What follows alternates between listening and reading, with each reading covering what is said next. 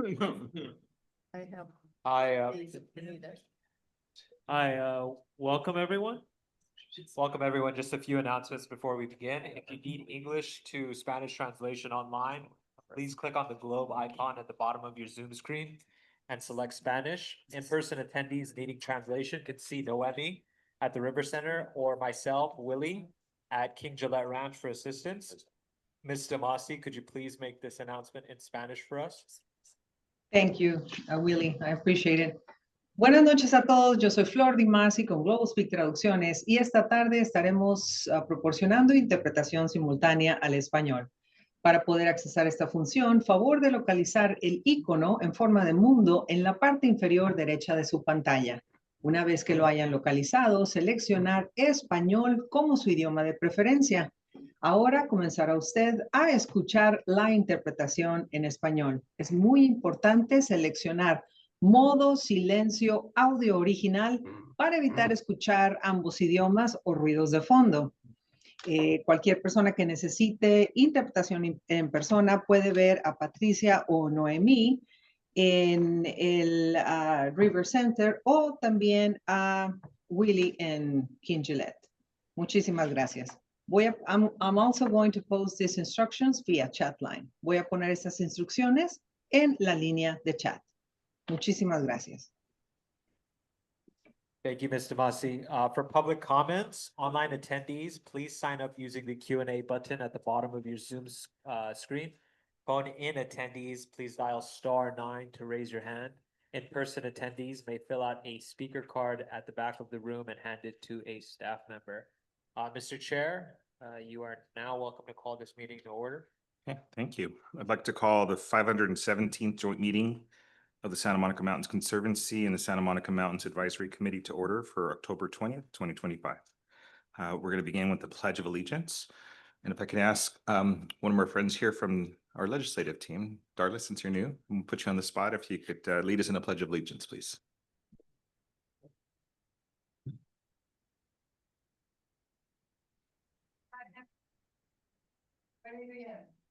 I pledge allegiance to the flag of the United States of America and to the republic for which it stands, one nation, under God, indivisible, with Liberty and justice.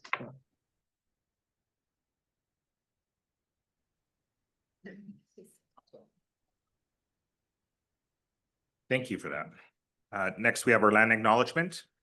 The Santa Monica Mountains Conservancy holds lands that originally and are still inhabited by the Fernandino Tatavian, Gabrielino Tongva, and Ventureño Chumash. We honor and respect their elders and descendants as they continue their stewardship of these lands and waters. Roll call. Ms. Bochco, Ms. Hutzel, Mr. Torres, Mr. Gorell. Here. Ms. Lyle, Mr. Luna, Ms. Drake. Here. Mr. Fink, Present. Ms. Munoz, Present. Mr. Ortega, Here. Ms. Pavley, Mr. Veras. Here. Quorum is present. And the advisory committee? Ms. Acker, She went to the car for a moment. Okay. It was probably her ring. Ms. Anderson, Ms. Brown, Yes. Mr. Cacciati, Ms. Conrad, Here. Mr. Corridori, Here. Mr. Dennert, Ms. Dransfeld, Here. Ms. Fossen, Here. Mr. Gorand, Ms. James, Here. Mr. Kishbaugh, Here. Mr. Kraut, Mr. Lang, Here. Ms. Lopez, Mr. Manukian, Ms. Maikos, Present. Ms. Nelson, Here. Mr. Ordubegian, Ms. Rosen, Here. Mr. Rossman, Present. Mr. Wendler, Here. Mr. Yekparian, Ms. Newsom, Here. Mr. Anderson. Here. Quorum is present. Okay, thank you. Next, we'll move on to the introduction of legislative participants or their staff. So I know we have 3 here with us. Ryan Valencia, District Director for Assemblymember Jackie Irwin. Declan Floyd with Assemblymember John Harbedian. Great to be here in person with. In person. live. Yeah, KGR. Love to see it. There's something. Lauren Pizer Maines with Senator Ben Allen. Thank you, Lauren. Darla Dyson, Office of Senator Sasha Renee Perez. Thank you all for joining us. Anyone else? So 2 senators, 2 assembly members. Yeah, great. Okay. Next, we'll move to comments from members of the public on items not on the agenda and public testimony on all items. If there are members of the public online and you haven't submitted your name in the Q&A box at the bottom of the Zoom screen, please do so now. Those of you that are on by phone only, I'll ask you to dial *9 to raise your hand. And then in-person attendees, please fill out a speaker card at the back of the room and hand it to the staff member at whichever location you're at. Individuals will have 3 minutes to speak. And I do know we have a request in from a Los Angeles City Council member. So we wanted to see if she's online, and we'll take her first. Councilmember Hernandez. I don't know if she's online or in person. She is online. Okay. So we're very happy to have her join us electronically. So Councilmember, take it away. Thank you so much, Joe. Hello, everybody. Good evening. My name is Eunice Hernandez, LA City Councilwoman representing the 1st District, which is ground zero for the gondola project, which would cut through the heart of the eastern portion of the Santa Monica Mountains Conservancy Zone, which includes Elysian Park and LA Historic Park and is adjacent to El Pueblo. This project has been deeply controversial from the start, as many of you know, and my concerns are grave and they're urgent. The proposed route would directly impact the El Pueblo Historic Monument by locating the main station on a portion of this historical cultural monument. It will also directly cut through the LA State Historic Park, permanently removing 2 acres of irreplaceable public green space in a time where every piece of green space is on the chopping block by the federal government. Overall, the project would permanently remove 165 trees from the path of the gondola, further impacting an area that is struggling to protect natural resources and provide much needed shade for our folks. It is a community that Cal EnviroScreen identifies as being in the top 5% of disadvantaged communities in the entire state. And this project, the gondola project, would not create new mobility access for local residents. What it would do is send an aerial line over public spaces to move Dodger ticket holders to and from a private parking lot that's close to the public for most of the year, unless you got enough money to go to the concerts and the different events that they host. We know effective traffic management is possible. We see it at the Hollywood Bowl. We see it at Universal Studios. We see it in many places in our city, which uses shuttles and smart coordination, not permanent invasive infrastructure. My office and constituents reject the false choice between traffic and the private aerial line over our neighborhood. To address the longstanding issues of traffic around Dodger Stadium, I've invested $500,000 of discretionary funds to fund a city-led Dodger Stadium traffic study. This study will identify comprehensive transportation improvements that can actually serve the community, like an e-bike path, different mobility opportunities such as bigger sidewalks. The city of LA will not consider the gondola project until after the traffic study is complete, and I want to make sure everybody is clear on that. Members of the Santa Monica Mountains Conservancy, this project is in direct opposition to California's conservation goals. How can we champion the 30-30 initiative while simultaneously carving up vital public spaces for a private venture with no financial plan? Allowing this sets a dangerous precedent, signaling that our historical cultural monuments and public spaces are for sale to the highest bidder or a billionaire here in the city of LA. Right now, when our communities are under attack from all levels, from the federal government immigration raids to inflation to the lack of affordable housing, we need folks who are in positions that you all are in and the position that I am to do everything we can to fight for our communities and do the right thing. We know the right thing is to protect green space. And I know that we don't want to step on toes between different jurisdictions and different oversight, but we need someone to do the right thing. And so I urge you, I ask, and I'm begging you all to please extend your public comment period and make your voice heard on the gondola project on this new EIR. The gondola sacrifices irreplaceable public parkland for a private enterprise directly undermining our conservation goals. It is not efficient, is not what we need, and we need to stand up for our communities. We need to stand up for green space, and we got to show that we, no matter what level of government we serve on, that we are serving for our communities and not for billionaires and not to privatize land, especially State Historic Park, which, you know, if you live in Solano Canyon, you still have no access to the park on the Broadway side. And you people from William Mead do not have safe street infrastructure to access the park on the east side of the park. That is infrastructure that's still lacking. And to know that we could be giving up public space to the privatization when we haven't even created full access to the park, you know, is heartbreaking, but also infuriating. So please step up, please say something, respond to the EIR, give community more time. And however I can be of service to move this forward, please let me know. But I'm really hoping the Santa Monica Conservancy can take step up at this time and speak and say the things that they are, you know, experts in, which is preserving our green space. So thank you so much for letting me provide public comment this evening. And thank you so much for all that you do in serving for our city and also our state. Thank you so much. Thank you. Thank you, Anisis. We're gonna go with online speakers first, and then followed by the in-person speakers at both King Gillette and River Center. So the next online speaker is Professor Pamela Ulick, followed by John Christensen. Pamela, you have the floor.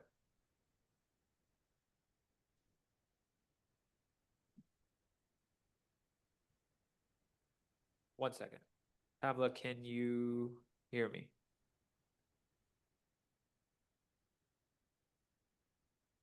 Testing, 1, 2, 3. Pamela? I don't see her online. Hi, you very much. Thank you. I have a quick question. I want to say something on 8B. Is this the time or is this general public? This is the public comment period. You can comment on any item on the agenda or Okay. not. Okay. Got it. So first, I would just want to thank you for your time and energy. It really is precious, and all of you serving should be commended for the time you're taking away from your families and from your loved ones. And I just want to salute you and really give you a lot of gratitude. I'm speaking on item 8B, and I'm going to urge you to adopt that resolution. My only concern is that it says consideration of resolution authorizing the executive director. I would kindly ask that you delete authorizing and insert instructing the executive director. And this is important because God forbid if the executive director during the next fire can't get to his post to be able to shut down the parks to make it safe for the public. I don't think that this, you know, you could have a situation where the public goes into the parks, the fire comes and they die. So instead of having it be an authorization, it would be an instruction. So if the executive director is not there, to have it go to the staff to be able to authorize that red flag closure due to public safety concerns. So that would be my only question to you, as to how to make that to be a procedural issue that it doesn't have to rely on humans and error, or if the humans in the fire themselves, we just never know. So my question to you is, can you take that item 8B and make it so it's a procedural? If the red flags occur, then the parks will be closed that are affected by those red flag warnings to ensure public safety and for the evacuation purposes of all the people living in and around and visiting those areas. And as you know, we had 31 souls die in the Altadena and the Palisades fire, and we just 1 minute remaining. Okay, we just cannot leave this to chance. It's 31 too many. And so I hope that by instituting this new policy, you can hopefully save lives and help the evacuation go smoother, because it really is a matter of life and death. And we just had the Woolsey fire in 2018. We had these fires right now, 2025, Franklin fire 2024. So it's not if it's going to happen, it's when. So thank you for your time, your consideration, and I really appreciate all the help that you all give and your time and energy. And thank you. Bye-bye. Thank you, Pamela. The next public speaker is John Christensen, followed by Deborah Rubenacker. John? Thank you. I second Councilmember Hernandez and Professor Ulich in commending your public service. I teach and do research at UCLA in the Institute of the Environment and Sustainability and the Luskin Center for Innovation. My research focuses on policies and practices for equitable access to the benefits of parks and nature. I'm also one of the founders of the LA Parks Alliance.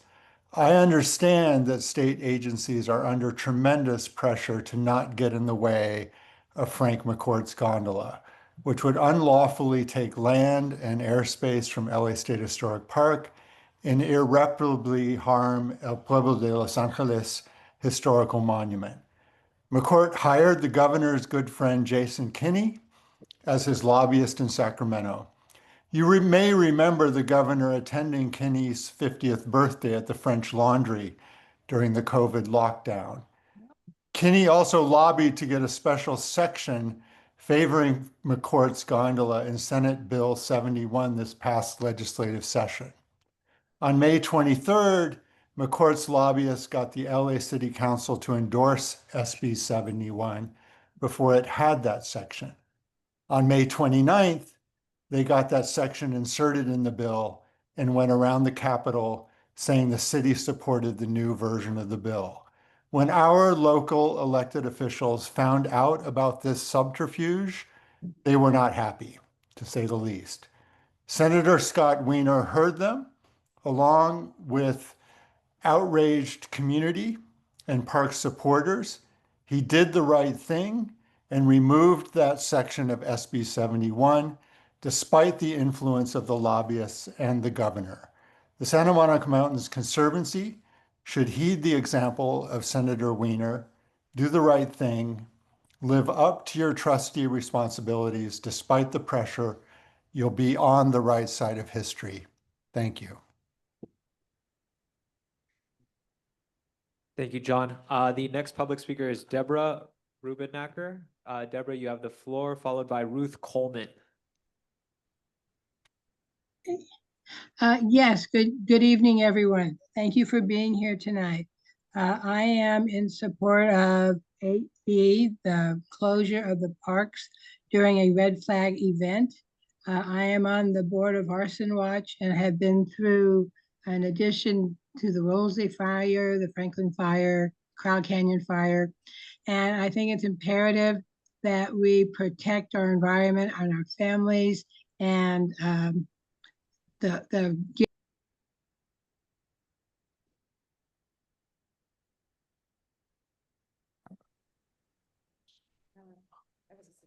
Deborah, if you can hear us, you're muted. Okay, am I okay now? You're okay now. Sorry about that. Okay, I'm sorry. I am support of 8B.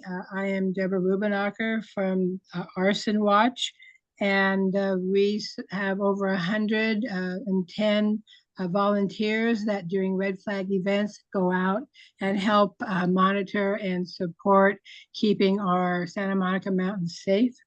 And we are supportive of the fact of closing the parks during extreme wind events and red flags for the environment and also for those who live in the Santa Monica Mountains.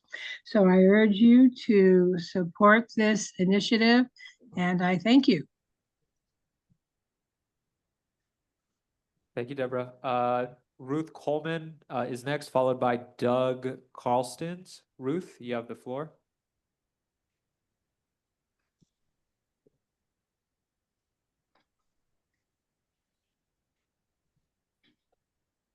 Hi, Ruth. There we go. All right now? Yep, you sound good. Okay. Hi.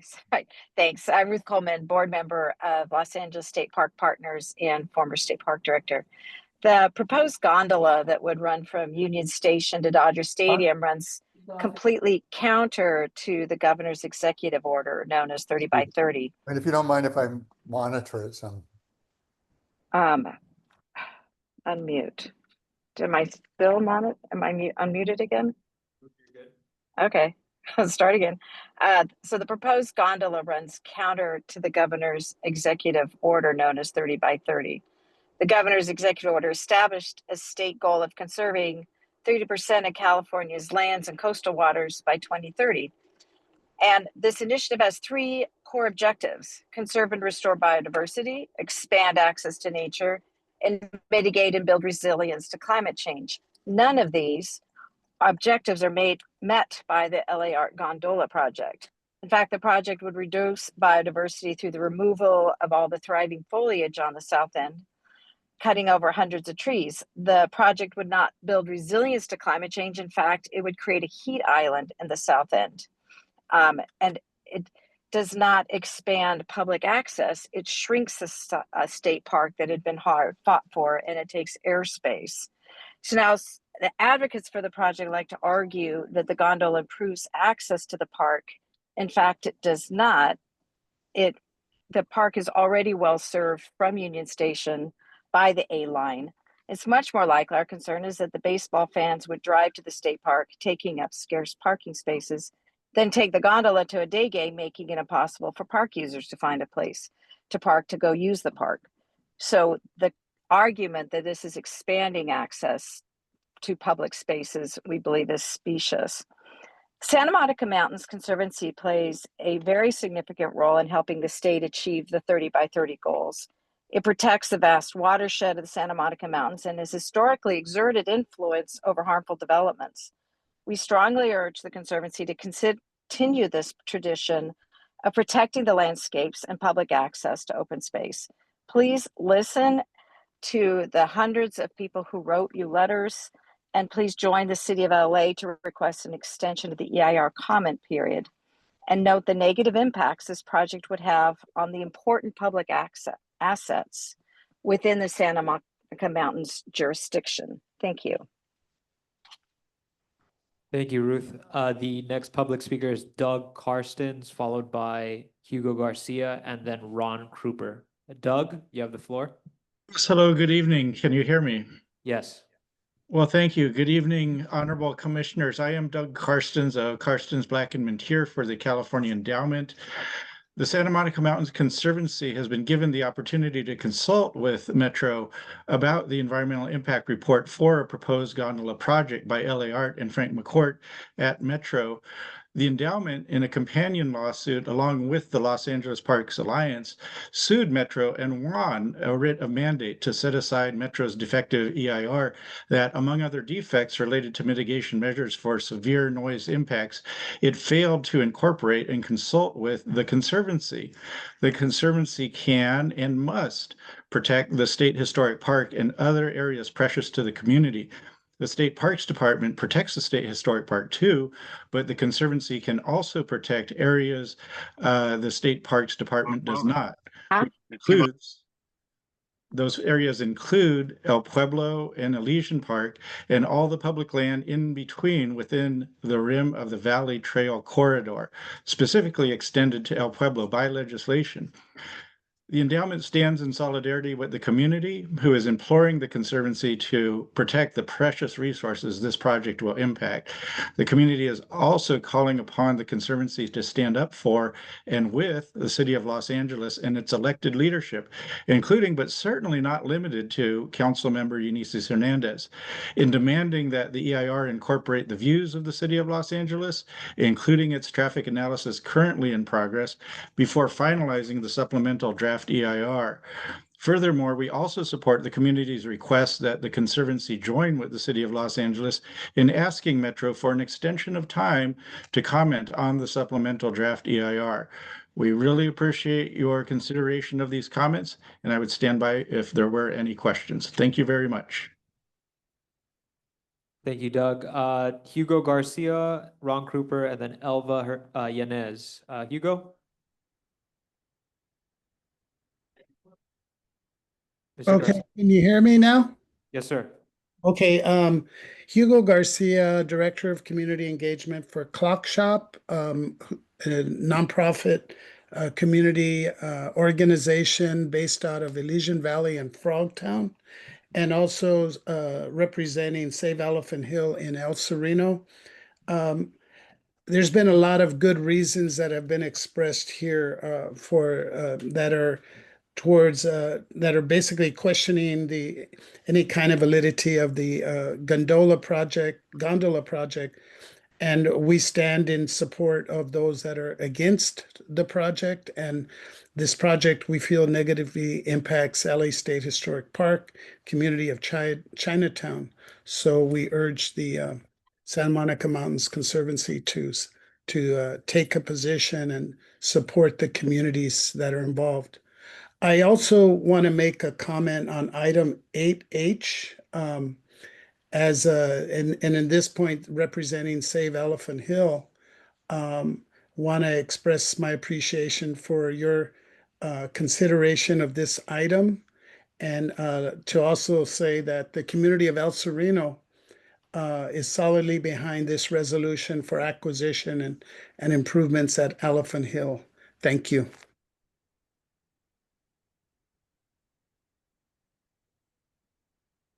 You, Mr. Garcia, the Ron Kruper, and then Elva Yanez. Ron? Good evening. Good evening, everyone. My name's Ron Creeper. I'm a retired California State Park District Superintendent, and I represent California State Park Rangers Association, which is known as Seaspray. Seaspray is an organization of 350 state park professionals, active and retired, that advocate for the protection of resources in the state park system. Seaspray is a member of the LA Parks Alliance, which challenged the LA Art Metro Final EIR for the proposed gondola project from Union Station to Dodger Stadium. We are encouraged that a recent California Court of Appeal decision recognized Santa Monica Mountains Conservancy's role as a trustee agency and should have been consulted in the EIR process for resource impacts of the gondola project, especially to LA State Historic Park, El Pueblo, and Lizen Park. Seaspray encourages the Conservancy to take an in-depth review and comment during this consultation on potential impacts to LA State Historic Park. Previously, the Conservancy commented on the Lizen Lofts project and how it would affect LA State Historic Park. This project should be no different, and the need for the Conservancy to comment is necessary and would set a negative precedent if all lands under its jurisdiction if it did not comment on this. Thank you very much. Thank you, Ron. Elva Yanez. Elva, you have the floor. Thank you. My name is Elva Yanez, Board President of Save Elephant Hill. We urge the Conservancy to vote in favor of item 8H, making a $2 million grant to MRCA for acquisitions and improvements on Elephant Hill. This grant begins the process of making good on the Conservancy's recent promise to allocate public resources for critical land protections, habitat protection, and public access to open space in El Sereno. We thank the Conservancy and MRCA staff for their work in support of Elephant Hill, especially the efforts of Sarah Kevorkian. Sarah has done an amazing job of moving the conservation needle forward in El Sereno. We are thrilled that this grant will significantly advance environmental protections for Elephant Hill, as well as the effectiveness of the partnership between the Conservancy and the community of El Sereno. I also want to comment on the gondola situation. I'm a former commissioner with the State Park and Recreation Commission, and I ask that you comment on the gondola situation. I think the community would greatly appreciate this effort, and it makes a lot of sense to do that as soon as possible. Thank you. Thank you, Elva. We have one more public speaker, but not registered, with their hand up. Casa California. Casa California, if you want to speak, now's the opportunity. Good afternoon, Commission. My name is Valerie. I am the owner of Casa California on Alvera Street, and we very much would love for you to comment on the gondola project. We find it to be very harmful, not only for El Pueblo, which is where Alvera Street is located, but also the state park and all the communities that are surrounding the gondola. So we very much would like your efforts into looking into the project and commenting on the issues that are going to be detrimental to our communities. Thank you. Thank you, Valerie. If there are no more online public speakers, then we're going to move on to in-person speakers. We're going to start at the River Center. Patricia, Noemi.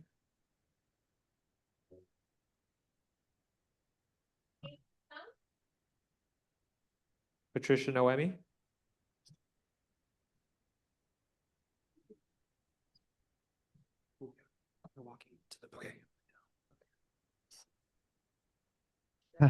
Hi, good evening. My name is King Chung.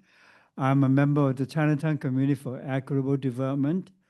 And our goal is to protect the low-income immigrant residents and small businesses so that they will not be evicted by rich and powerful forces.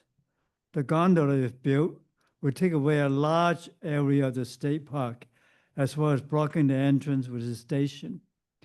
Many Chinatown residents use the park for exercise and recreation.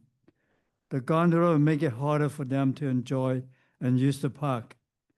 In addition to the park, the gondola is going to affect Chinatown itself. The three 7-story tall pillars will be built. The gondola will make Chinatown really ugly and disrupt the lives of the residents, and it does not do any good for Chinatown businesses. The pillars are like having power line towers and telephone poles inside the Santa Monica Mountains. I do not think that you want that, and we don't want the pillars in Chinatown either. You know, why always these rich and powerful people do things in minority communities, low-income communities, and ruined the community? You have heard over street people said you're going to do nothing good for them. I would say they do nothing good for Chinatown. It is really racist and discriminatory for the gondola to do stuff like that. Why don't you have it at Bel Air or somewhere, you know? That will improve access. Access is biggest bullshit. You know what happened is that during Dodger games, people are going to park at Union Station, which is going to cause a lot of problem for us. They don't have parking, and they're going to park in Chinatown to take the station to go up there. So you would have no parking for park goers, and people want to do business or buy stuff in Chinatown. It causes more problems than good. 1 minute. I asked that the Santa Monica Mountain Conservancy to study how the gondola affect the conservancy zone. In this particular case, on the impact of the LA State Historical Park. Please do not just listen to a report by the state park staff. Please talk to the communities and the members surrounding this park and listen to our voices. We also ask that the Conservancy request a 45-day extension to the EIR comment period in order to have the time to consult on the EIR and prepare and submit a comment letter on the impacts to trustee resources. Please take a stand. Thank you.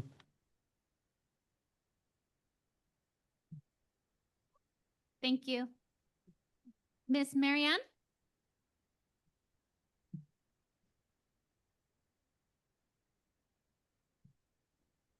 Good evening, Commissioners. I'm Marian Dodge, Chair of the Hillside Federation, representing 46 resident associations spanning the Santa Monica Mountains. And I'm also past president of Friends of Griffith Park.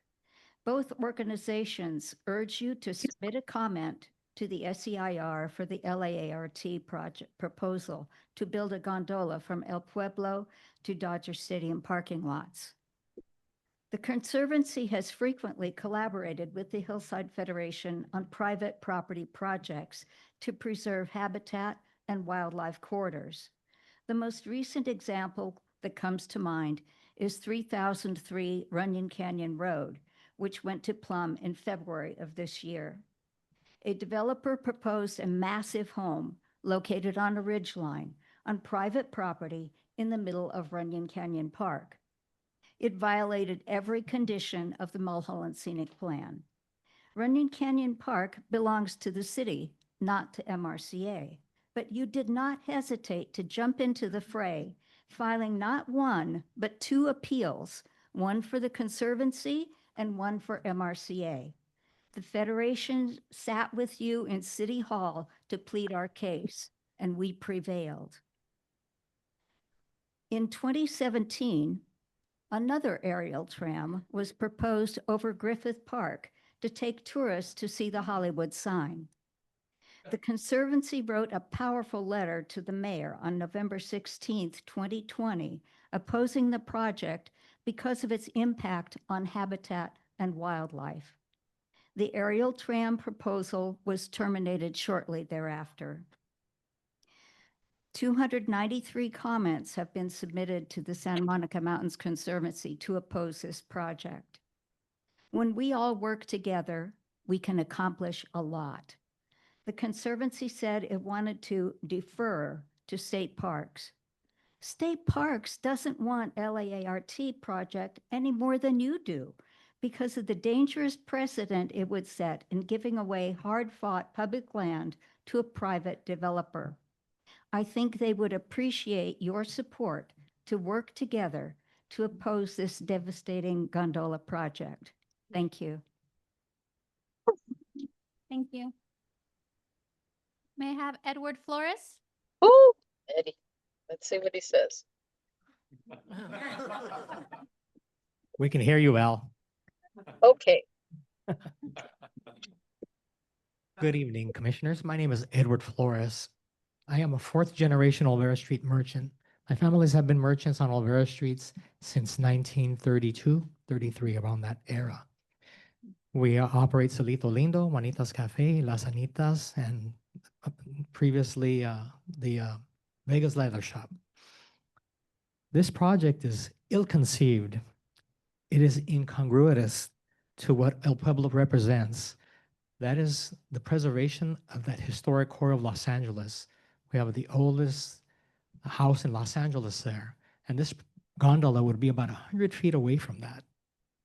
We have a place where tradition, culture, history, and art all convene there on Olvera Street. This project would place that behemoth of a structure right in the core of Olvera Street between Union Station and El Pueblo. There's no proposed additional parking proposed for these people who are supposed to be gondola goers. And if they do actually build this project, people will fill the lots on Olvera Street, taking up space that would be for visitors to Olvera Street.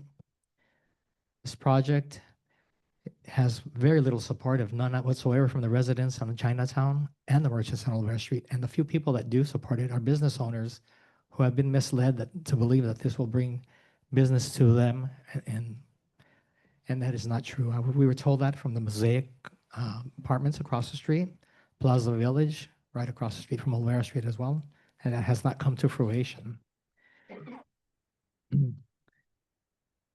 There's a very robust bus system that serves that community now, that takes people over up to Dodger Stadium now. And excuse me for a minute, lost my train of thought. It's just a slap in the face to all the people that are opposed to this project, residents in Chinatown and Olvera Street merchants. I asked you to think what the motivation is for this project. It's supposed to be to take visitors to Dodger Stadium, yet this project is going to run 365 days a year when the Dodgers play about 80 to 90 games a year. We all know that this is for Frank McCord's Dodger Town project down the road, where he wants to be able to make it so that he can take consumers up to his conceived apartments, stores, restaurants. And I urge you to oppose this project. It's not needed. It's a project that no one wants, and it's actually not needed. And so please step up and oppose this project. Thank you. Thank you. May I have Philip Murphy?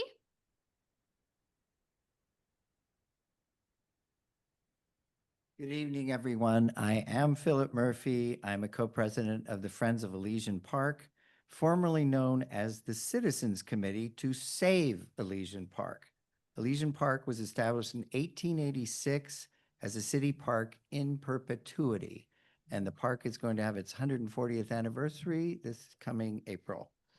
The Citizens Committee was founded in 1965 to keep the convention center out of the park. Since then, we have managed to keep 2 football stadiums, numerous oil wells, a small plane airport, and other developments out of this park. We have managed to do all this with the help of local community members and the cooperation from our local city council members who understand the precious value of our green spaces.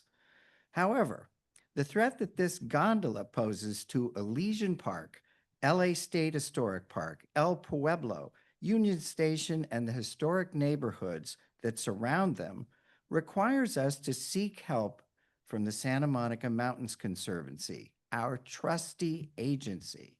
Please, we need your help. Elysian Park is a 600-acre dark park that surrounds Dodger Stadium. Our park goes dark at night after ball games in order to give the wildlife in the park and the neighborhoods around the park a chance for a good night's rest. McCourt's gondola is simply a Trojan horse that will allow McCourt to change the zoning laws in and around Dodger Stadium so he can build the housing, retail, and entertainment complex he's always wanted to build there. This Dodgertown Mall will operate 365 days a year and generate light, noise, traffic all day and up until 11 o'clock or midnight, whenever, to the detriment of the park and the neighborhood around it. If the goal really is to increase transportation to the stadium, simply add more Dodgertown Express buses. And if the goal is also to increase access to Elysian Park, add more buses going to the park and through the park and more bike paths. Thank you very much. Thank you. May we have Laura Velke?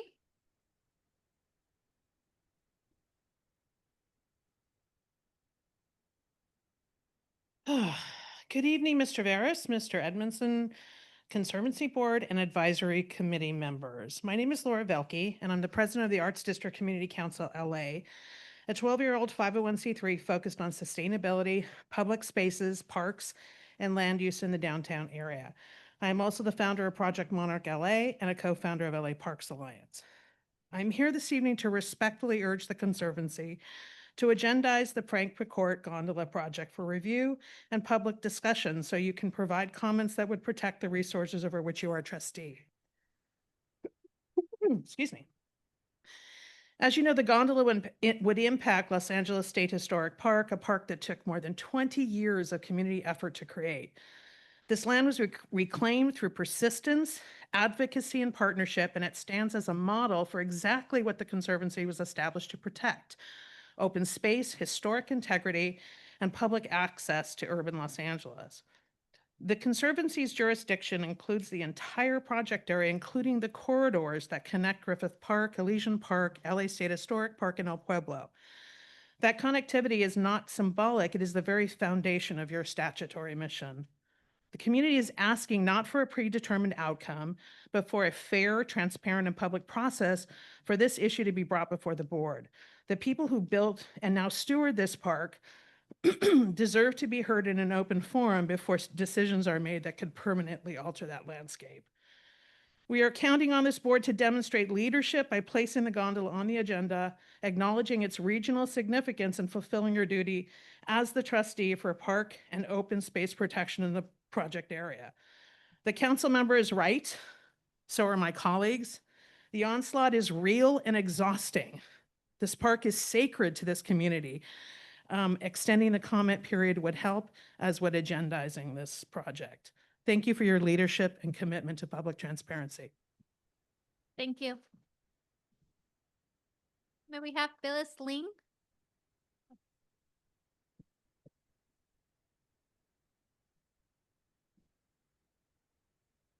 Hi, my name is Phyllis Ling. I'm a Chinatown resident member of the Stop the Gondola Coalition. former chair of the Historic Cultural North Neighborhood Council, which represents Chinatown in the city of LA, and I'm commenting on the proposed gondola to Dodger Stadium. And I'm asking the Conservancy to please request a 45-day extension of the comment period for the EIR, and please also provide your expert testimony on the project's potential impacts to resources within your zone, including LA State Historic Park, Elysian Park, El Pueblo State Historic Park, and our neighborhoods which connect them. We need safe pedestrian and bicycling access. We need more buses and expansion of the Dodger Stadium Express system and better use of our existing infrastructure. The last thing we need are 5-ton gondola cabins flying very low over us as often as every 12 seconds, or massive 98-foot tall gondola station taking over the entrance of LA State Historic Park. There's a huge myth that I need to address. That's the myth that the Chinatown community asked for the gondola station at the park. In my handout, which I submitted in person today, 46 copies, I also emailed today, I also sent by email today, so hopefully they can be distributed to members in other locations. There are images that show how huge and imposing the gondola station would be at the entrance of LA State Historic Park. We never asked for this. We never asked for scores of trees to be cut down at the entrance, which really is bucolic and serene. I was a neighborhood council board member at the time watching this project closely. The developer announced their decision to add a station there in May of 2021, 7 months after the EIR scoping meeting. There's no prior mention of that station there, that was even an option. Our communities were not consulted. And honestly, can you imagine a massive station with corporate naming rights signage and much more advertising at the entrance of your favorite park? If not, I included an image of what that might look like in my paperwork. And then farther up in the park, we also don't need 5-ton gondola cabins flying 26 feet directly over green space and park goers. The project proponents repeatedly lie about the gondola flying mostly over the fire road or mostly over the metro rail tracks. The EIR talks about following the edge of the park. It's just not true, and I put that in the packet too. The gondola would cut through the heart of the park, flying mostly over green space, flying through a stately grove of 50-foot tall cottonwood trees that would welcome people into the park. All of the tree canopy would be eliminated at the park's southern end. And this is all within your conservancy zone. You know, it would fly over a popular hill at the state park where families relax and play and fly kites, which is why there would need to be new restrictions to park use for at least 2 acres, if not more. This project would be hugely consequential to the integrity of the park and park's connections that you steward, all the while providing no real public benefit. There is already Metro Rail station steps from the park. The claims about improving access to Elysian Park are equally as ridiculous. The gondola would drop people off at the far eastern edge of the Dodger Stadium parking lot. Not only is it still a long walk to Dodger Stadium, it's far from any recreation areas in Elysian Park. And, you know, I just want to say that the courts put this project in your hands. They highlighted the importance of your consultation as a trustee agency. You have the right and responsibility to flag all of these issues we've raised and many more. Please don't betray us with your silence. Please, we need you to provide your expert testimony. Please ask for that 45-day extension of the comment period. Thank you so much.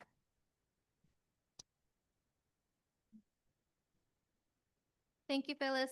Can we have Casey Wong?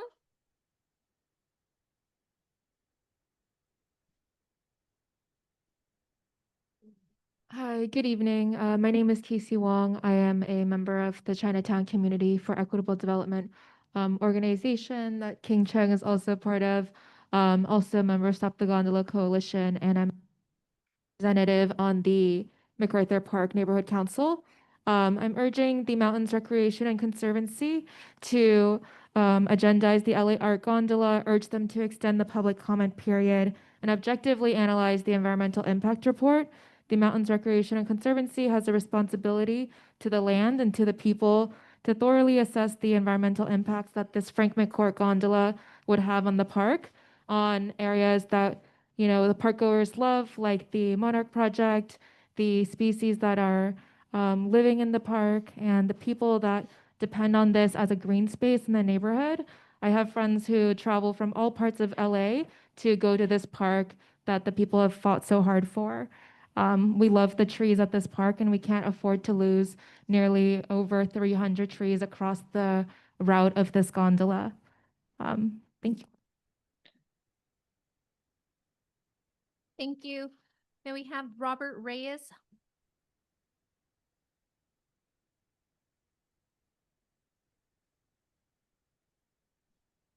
Hello, good morning or evening. So my name is Robert Reyes Villagomez. Sorry. Robert Reyes Villagomez, and I am an organizer with Chinatown Community for Equitable Development, as well as the Stop the Gondola Coalition. I'm also a member of the Rampart Village Neighborhood Council, Parks Planning, Public Works, and Land Use Committee.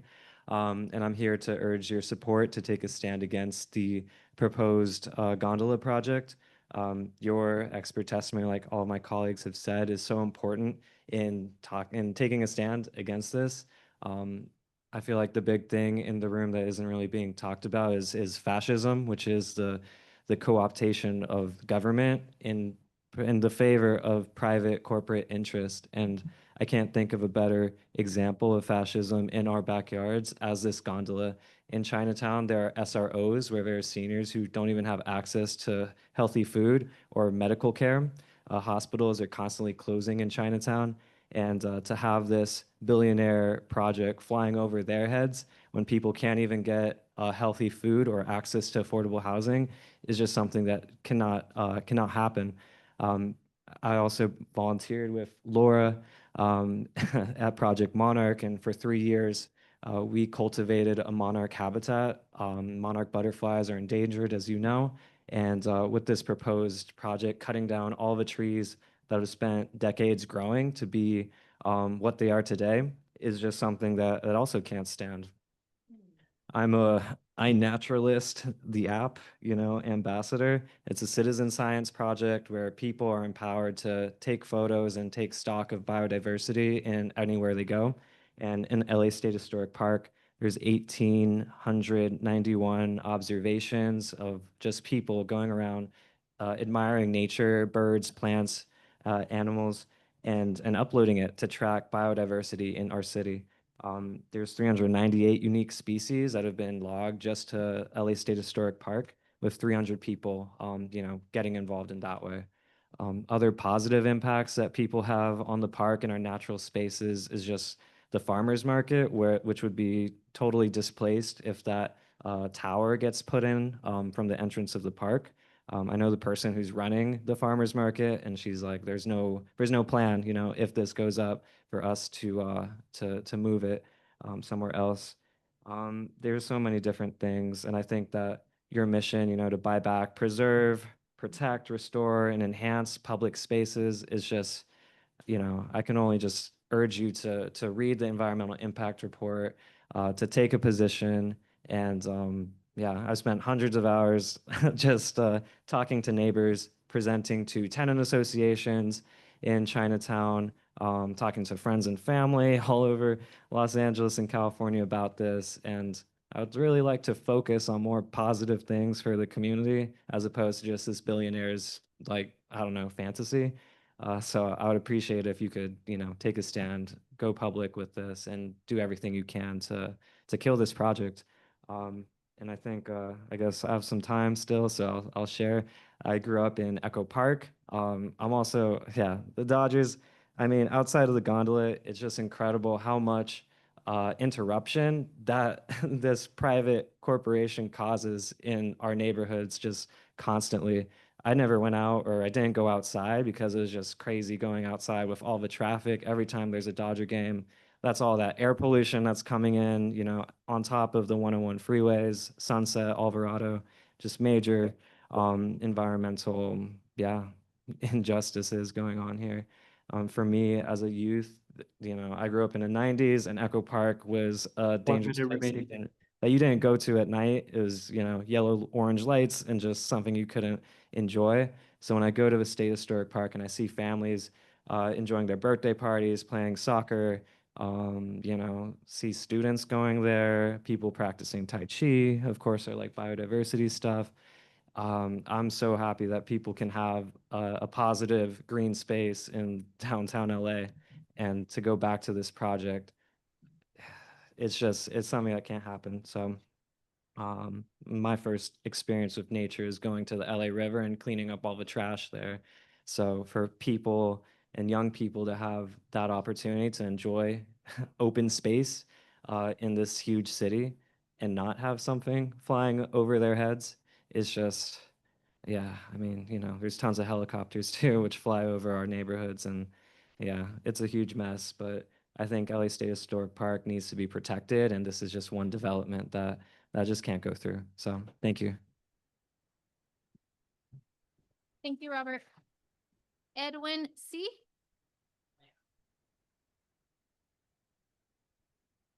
You guys doing? Hi, my name is Edwin Lee, and I live on the block of the proposed pivot station of the gondola. I think we can all agree that billionaires in this country have run amok.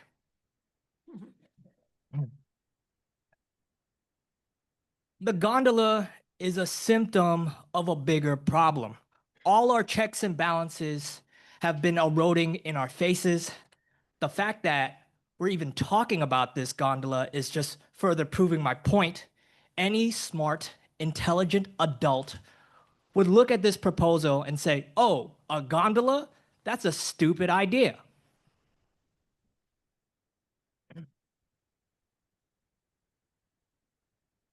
People, loved ones, families are being kidnapped in our city right now. And we have to fight this gondola, not only to keep our parks, but also to keep people from losing their homes. All our privacy is gone. We're all smart, intelligent adults here, right? I hope you guys are hearing this. We're adults. That's why you're here, and that's why you guys care. This is not a form of public transportation. This is a giant toy for a billionaire. You're gonna ride it once and say, hey, that was fun, and then go back on your day. Well, the people who live in the area will have to live with this. I ask everyone here to be a mature adult. Thank you, no gondola.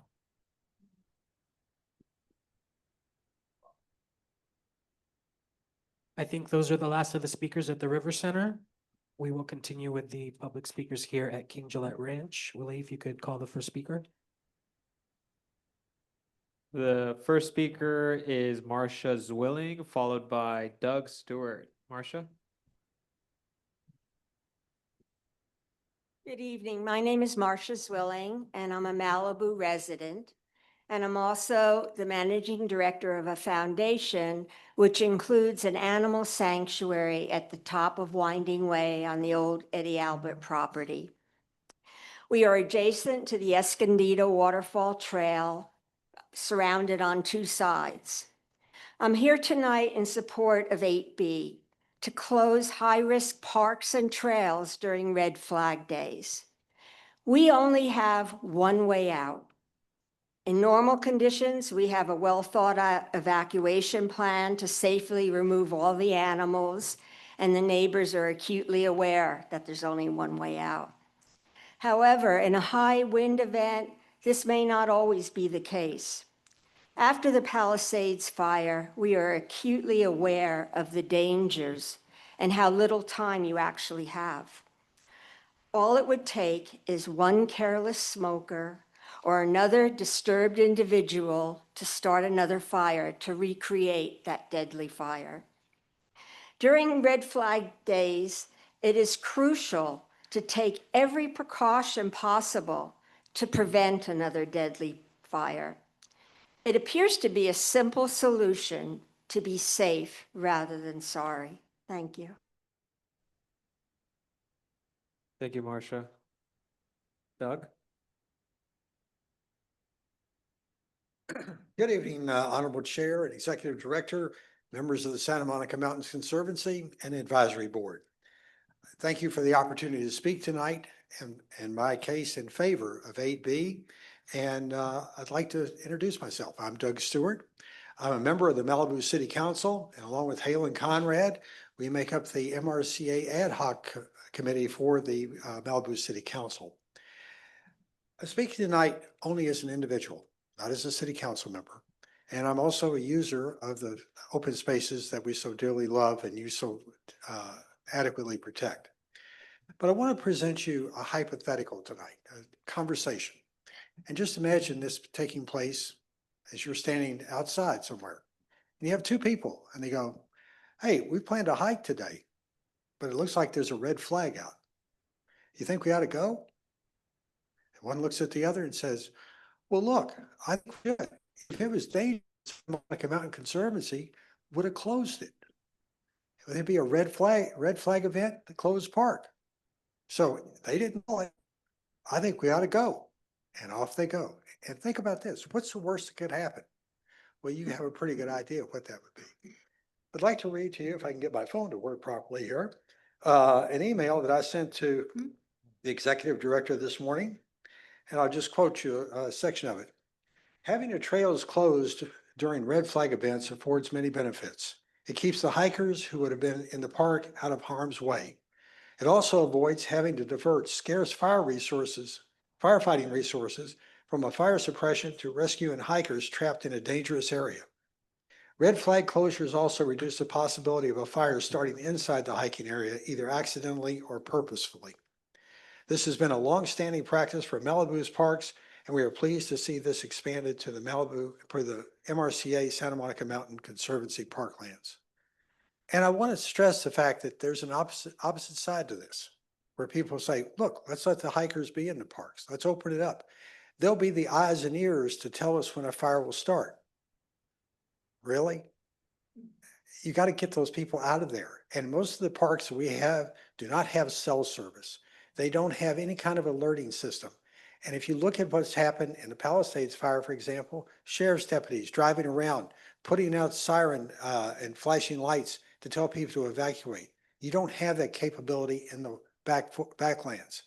Now, the idea that you'll have somebody to tell you about it and warn you, it only works if they can send a message out. Otherwise, you've got trapped people back in the parks. And the last thing you want to do as a hiker is to look up and see a big column of smoke and say, I think we're in trouble. So that's my message to you. I want to thank you. And I ask you to vote in favor of 8B. I'd also ask you to consider taking away the option of imposing a red flag closure to making it mandatory.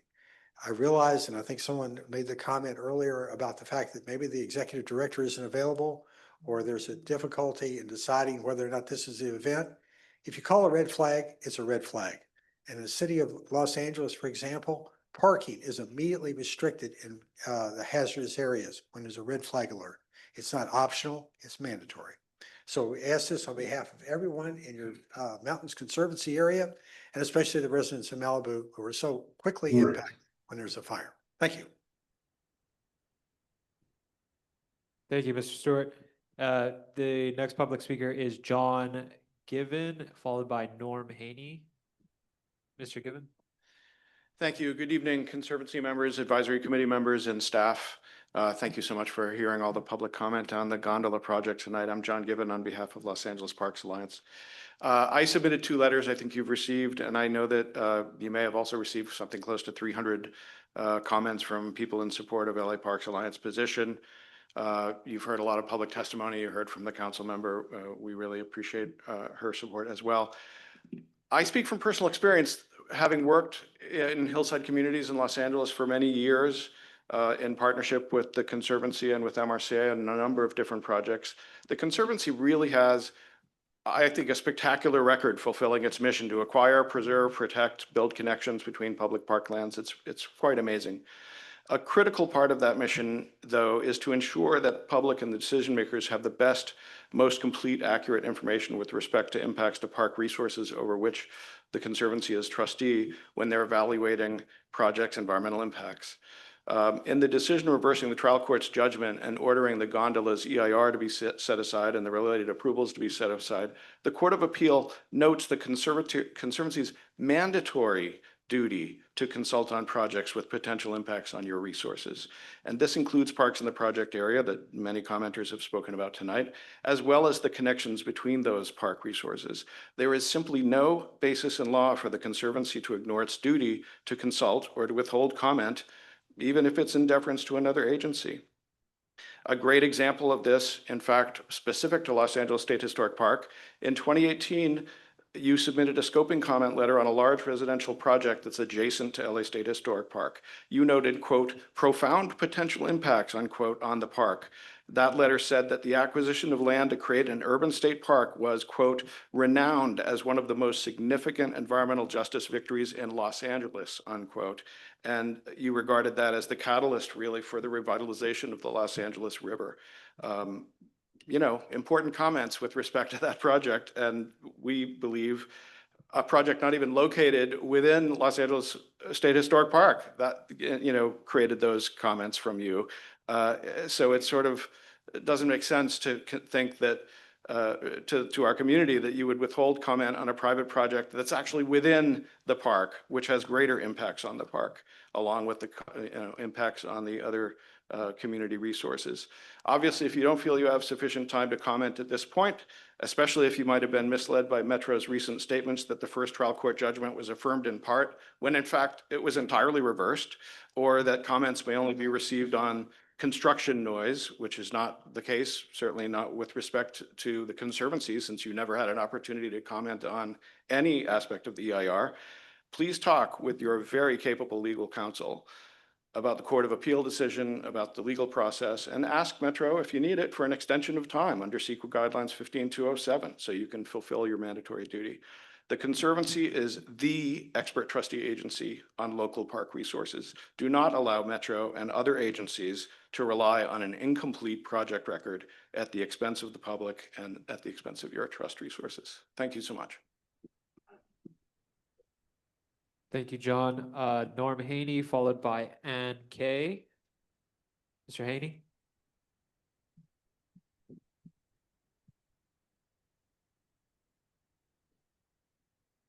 Honorable members of the Santa Monica Mountains Conservancy and the Mountains Recreation and Conservation Authority.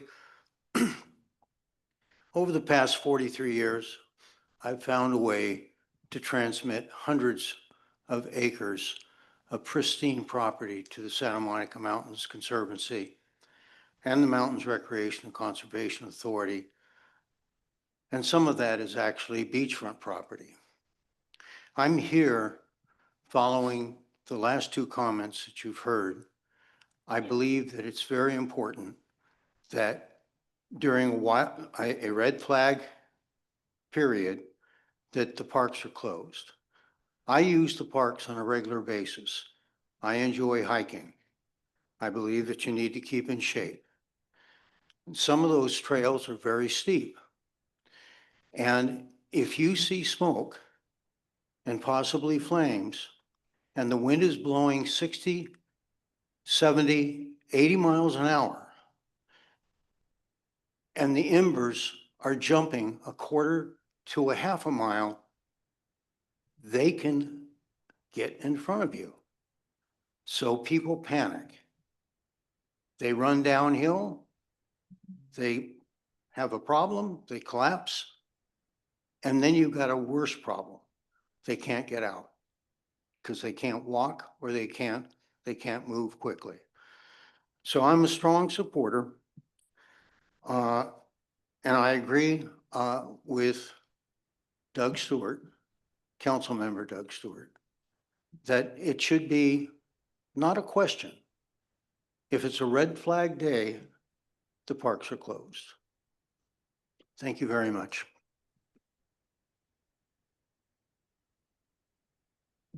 Thank you, Mr. Haney. Ann Kay, followed by Jefferson Wagner. Ann? Hello, my name's Ann Kamaras. How you doing? So listen, this meeting's taking place at the exact same time as the City of Malibu's Planning Commission meeting. So we can't be at both places at once, and we're dealing with Caltrans down in the City of Malibu, you know, about PCH and stuff. So a lot of the people here, Helen's here, she's on here too. So I'm here as well. So one thing I wanted to point out is, you know, we always talk about made in the USA.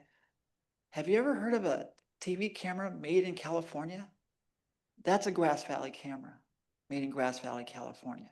Pretty cool. Still works, recording this meeting today. So that's one of the things. The other thing is we have a kind of a new project. I don't know if you've been seeing the skies lately. They've been pretty bright, stars, all kinds of stuff. Big event tomorrow. Might want to catch it. But it's how the West was won, O-N-E. So you might want to look it up. I think something pretty big is about to occur, or has occurred, and we just don't know about it. So just continue to do a nice job, and we'll go from there. Thank you. Thank you, Anne. We have a Jefferson Wagner followed by Susie Wei. Mr. Wagner? Thank you. Good evening, members, and thank you for your time and effort on behalf of all the visitors to the Santa Monica Mountains and to the city of Malibu. My name is Jefferson Wagner. I have a retail surf shop on Pacific Coast Highway. It's been there for 50 years. I'm visitor serving and visitor oriented. I'm also a member for 25 years of the Malibu Adamson House Foundation State Park, and I'm also Malibu Pier concessionaire for the last 25 years. My whole life is about visitorship and respecting the visitors that come. Some visitors come from far away, some people come from Canoga Park. I'm in support of 8B because we need to warn these people ahead of time. You either warn them ahead of time, or if they get here and they're already here, they'll come visit my surf shop, the pier, or the Adamson House because they're right on the beach. My quick background is I'm a two-time elected council member and mayor of the city of Malibu. And in 2011, I received the Environmentalist of the Year award after Robert F. Kennedy and the year before Jacques Cousteau. So a number of these elements of my past are a good signature of what I stand for visitors coming to the Santa Monica Mountains. I lost my house in the Woolsey fire. I'm about 2 months away from completion to move back in and get my certificate of occupancy. So I'm very familiar with all this. I also have a Cal Fire degree in firefighting. During the Franklin fire, I saw some pretty scary things, and the Adamson House was directly in the path of that element, and there was a lot of unburnt fuel in Sarah Retreat. The Adamson House was on a moment of recognition. We did have LA County Fire sitting in front of it, but it was very close. So once again, I'm in support of 8B. I hope all of you keep that in mind. You're not going to hurt visitorship. They'll just come to the beach. Thank you.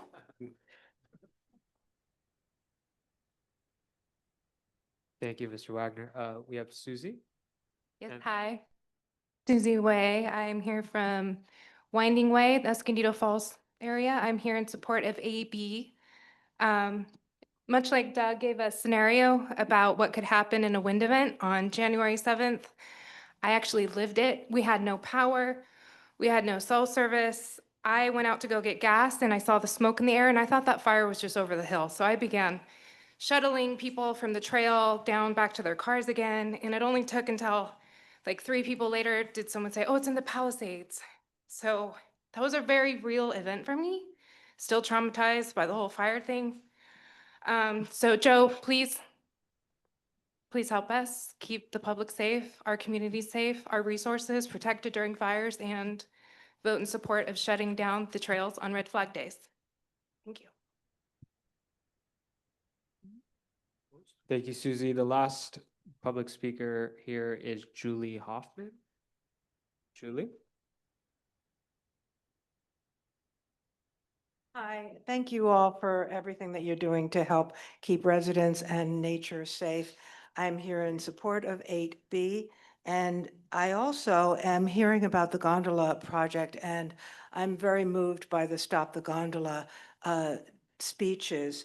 And I think that the origin story of Chavez Ravine could help understanding how residents were displaced in the 1950s to build Dodger Stadium. And it disrupted the ability for all those families to build generational wealth. And that area is being attacked every day, as we see on the news and on social media. And it's also very bad for business for Dodger Stadium because between 40 and 50% of the fans who go to Dodger Stadium are Latino. And if the Latino community feels this contamination of the airspace above their inner city park and you know, Olvera Street and the original, you know, Los Angeles, you know, it's just I think the whole city should know about this. And please extend the time so that more people can speak on it. Thank you very much. Thank you so much. We've come to the very end. If there are no other public speakers here at King Gillette Ranch or at the River Center, Mr. Chair. Okay, thank you. Okay, next we'll move on for our discussion items here. For approval, actually, let me ask Mr. Grohl, I know you have a hard out at 8:15. We'll run through as quickly as possible, that's but is there any particular item that we need to No, take care of before you leave? we'll get through the key measures. Thank you, Okay. Mr. Chair. Sounds good. First up, we have our approval of the minutes. Yeah, we have a motion. And a second. I'll second. Okay. Comments? Just that my name was misspelled last time. I'm so sorry. Sorry about that. Once again, I'm related to the governor, not to myself. Other amendments? If not, I guess we're ready for vote. Miss Acker? Yes. Miss Anderson? Yes. Miss Brown? Yes. Mr. Cacciati? Yes. Miss Conrad? Mr. Corridori? Yes. Miss Dransfeld? Yes. Miss Fossen? Yes. Miss James? Mr. Kishbaugh? Yes. Mr. Lang? Yes. Miss Michaels? Aye. Miss Nelson? Yes. Miss Rosen? Mr. Rossman? Yes. Mr. Wendler? Yes. Miss Newsom? Yes. Mr. Anderson? Yes. That carries. Okay, thank you. Conservancy members, can I get a motion and a second to approve the minutes? So moved. Moved by Guerrero, I'll second. Thanks. second by Fink. Roll call vote, please. Mr. Gorell? Yes. Mr. Luna? Yes. Miss Drake? Staying. Mr. Fink? Yes. Miss Munoz? Yes. Mr. Ortega? Yes. Miss Pavley? Yes. Mr. Veras? Yes. That carries with one abstention. Okay, thank you. Next, we're moving on to consideration of a resolution authorizing the executive director pursuant to the Public Resources Code, section 33-211.5A2 to close property owned or subject to the management of the Conservancy as a consequence of red flag or similar fire weather warning. Motion Like corridor, I'll move approval. and a second. Any discussion?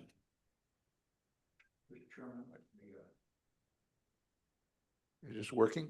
Yeah. Okay. Let me just address some of the questions that have been raised about the universality of the closures. None of the other agencies, as a general rule, some places are closed, but not as a general rule. So that doesn't apply to state parks, does not apply to the National Park Service. And there are all kinds of reasons why that happens. But the public pressure on closure is particularly strong with this agency.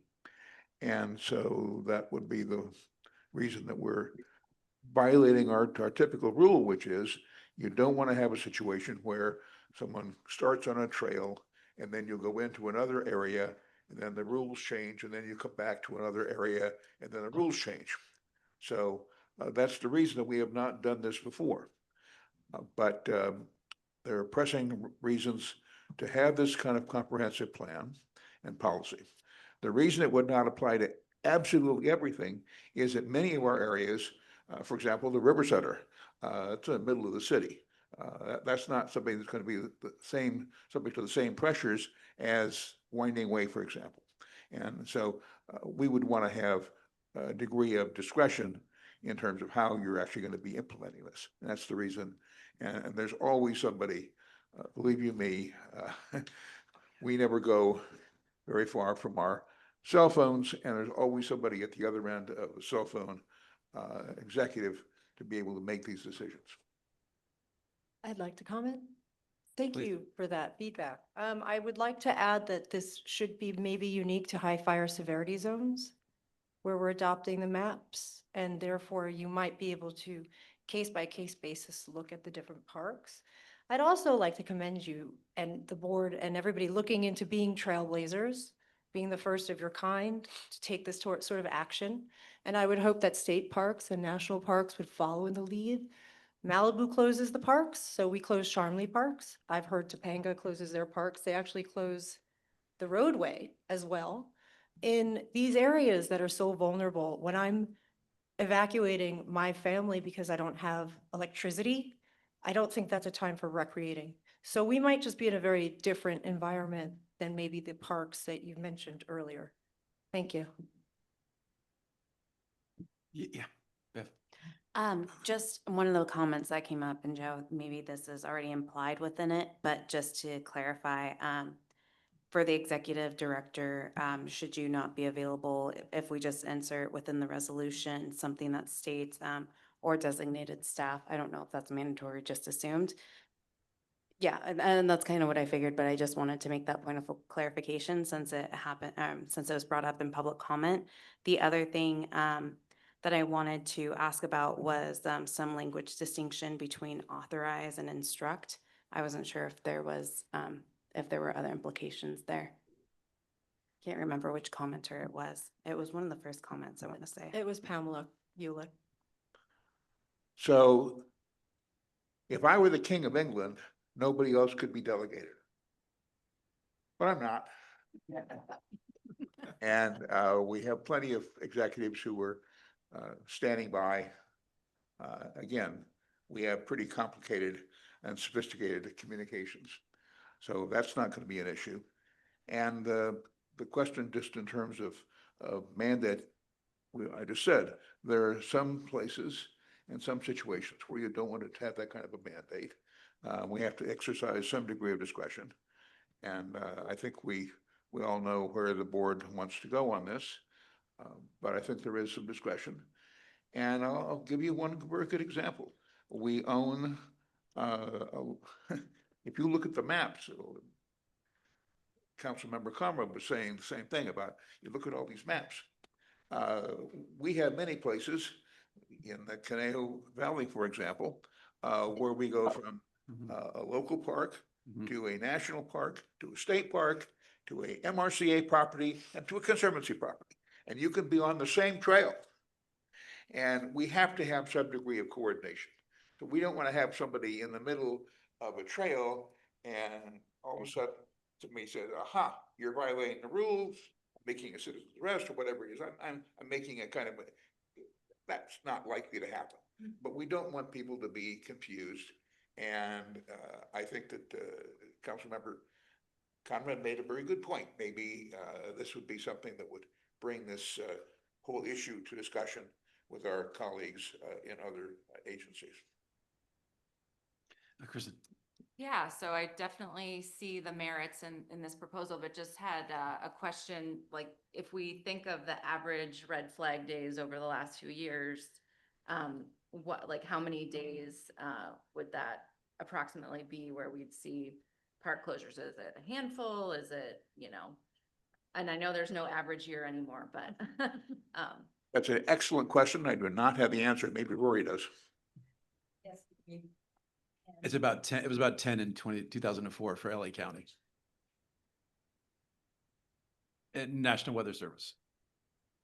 Okay, that's helpful. Thank you. And just in practical terms, I mean, are staff gonna need to evacuate the trails, or is it more just signage at the trailhead? Signage and social media. Okay. Public service announcements. Okay. Thank you. And I would assume our fire division and rangers would all pitch in and get the word out. So it's a team effort. Wendy. I'm gonna say that I feel like whenever we create a new policy or implement a new policy, that we shouldn't go from like nothing to everything. And that worries me, and like we're implementing a new policy. I think we should, give discretion to an agency that's experts in that, in that field. And you have rangers and you have fire fighters and you have fire trucks. And, from what I've seen, you've been pretty phenomenal saving my community in the last fires and keeping them from going over the ridge. So, it's pretty traumatic just hearing all this stuff about fires because I'm still displaced and it's been a very traumatic year. But I would just say that even going through that, I don't like the idea of going from zero to the other end. And I would say, let's see how it goes. with giving discretion to the agency that are experts. And if there's something that we need to do different, we can come back and talk about it. Just a reminder to everyone to please speak directly into your microphones. Thank you. I was just going to point out, I think the paragraph 9 of the resolution kind of covers the idea of availability of the executive director, since he's empowered to do everything to carry out the resolution. I don't think there's any additional language needed on that particular score. Represent. And I'm just wondering, and this is a question, I don't know the answer to it. You were talking about the National Weather Service announcing red flag warnings, but when they announce a red flag warning, it's not necessarily for every single place that the Conservancy has land. It might be a lot of places, right? I mean, but we have things down in Orange County even, and in other places that might not have the same weather and red flags, right? So it can't be that if there's a red flag here, that necessarily means that every single park that we are responsible for would be closed, would it? You're right. Yeah, so I don't know if there needs to be anything in the resolution that addresses that issue, but to me, it would be overkill to close every park in the system if there's only a red flag warning in one little place. Yeah, for clarity, say that. It says authorized to, but it doesn't say have to or other languages. Well, that would argue Right. for keeping authorized rather than mandate. I think we can depend on the decision, thought process, et cetera, of our executive director, that none of that would happen. In terms of discretion, I'm not concerned either. Having contacted Joe and requesting that the parks in the Topanga watershed be closed. And that was done immediately. And some of the ones that we're most concerned about, especially the Overlook, which we have a lot of smokers there, and that would have directly impacted all of the watershed of Topanga, and a fire starting there is the worst scenario, that burning all the way to the coast and burning to the area that wasn't burnt before. So I'm not concerned with Joe making the decision, consulting with people as to whether or not those areas in the Topanga watershed should be closed. And in terms of jurisdiction, Summit to Summit is the exact poster child of why we need a more comprehensive plan, because we have multi-jurisdictions, and this became a problem after the fire because we had a number of jurisdictions and people weren't sure if the park was closed or open or whatever.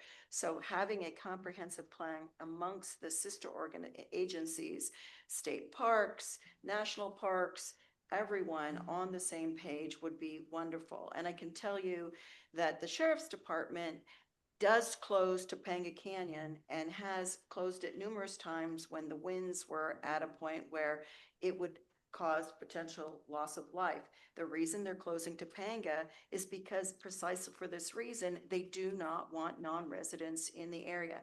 And I can tell you, it was fabulous because guess what? When you don't have the resources going to deal with all these people, it made evacuation for the people that needed to get out in a timely fashion much faster because we didn't have to worry about it. So if we don't have the various parks open, then you have less people coming that are unaware of what's going on in their circumstances, who don't necessarily have that knowledge in a vulnerable area. It's just a simple solution. It's not very, very many days a year, and it safeguards both the community, the natural resources, and our visitors. Now, you meant close the road, not the park unit. No, the closing of 27, the Right, road. right, the roadway, Sure, right. they literally closed it down. Just want to make sure that was for clear on the record. Yeah, closed it down, and it was great because then we had, egress, and it was, and we needed to get the large animals out and everything out, and Totally.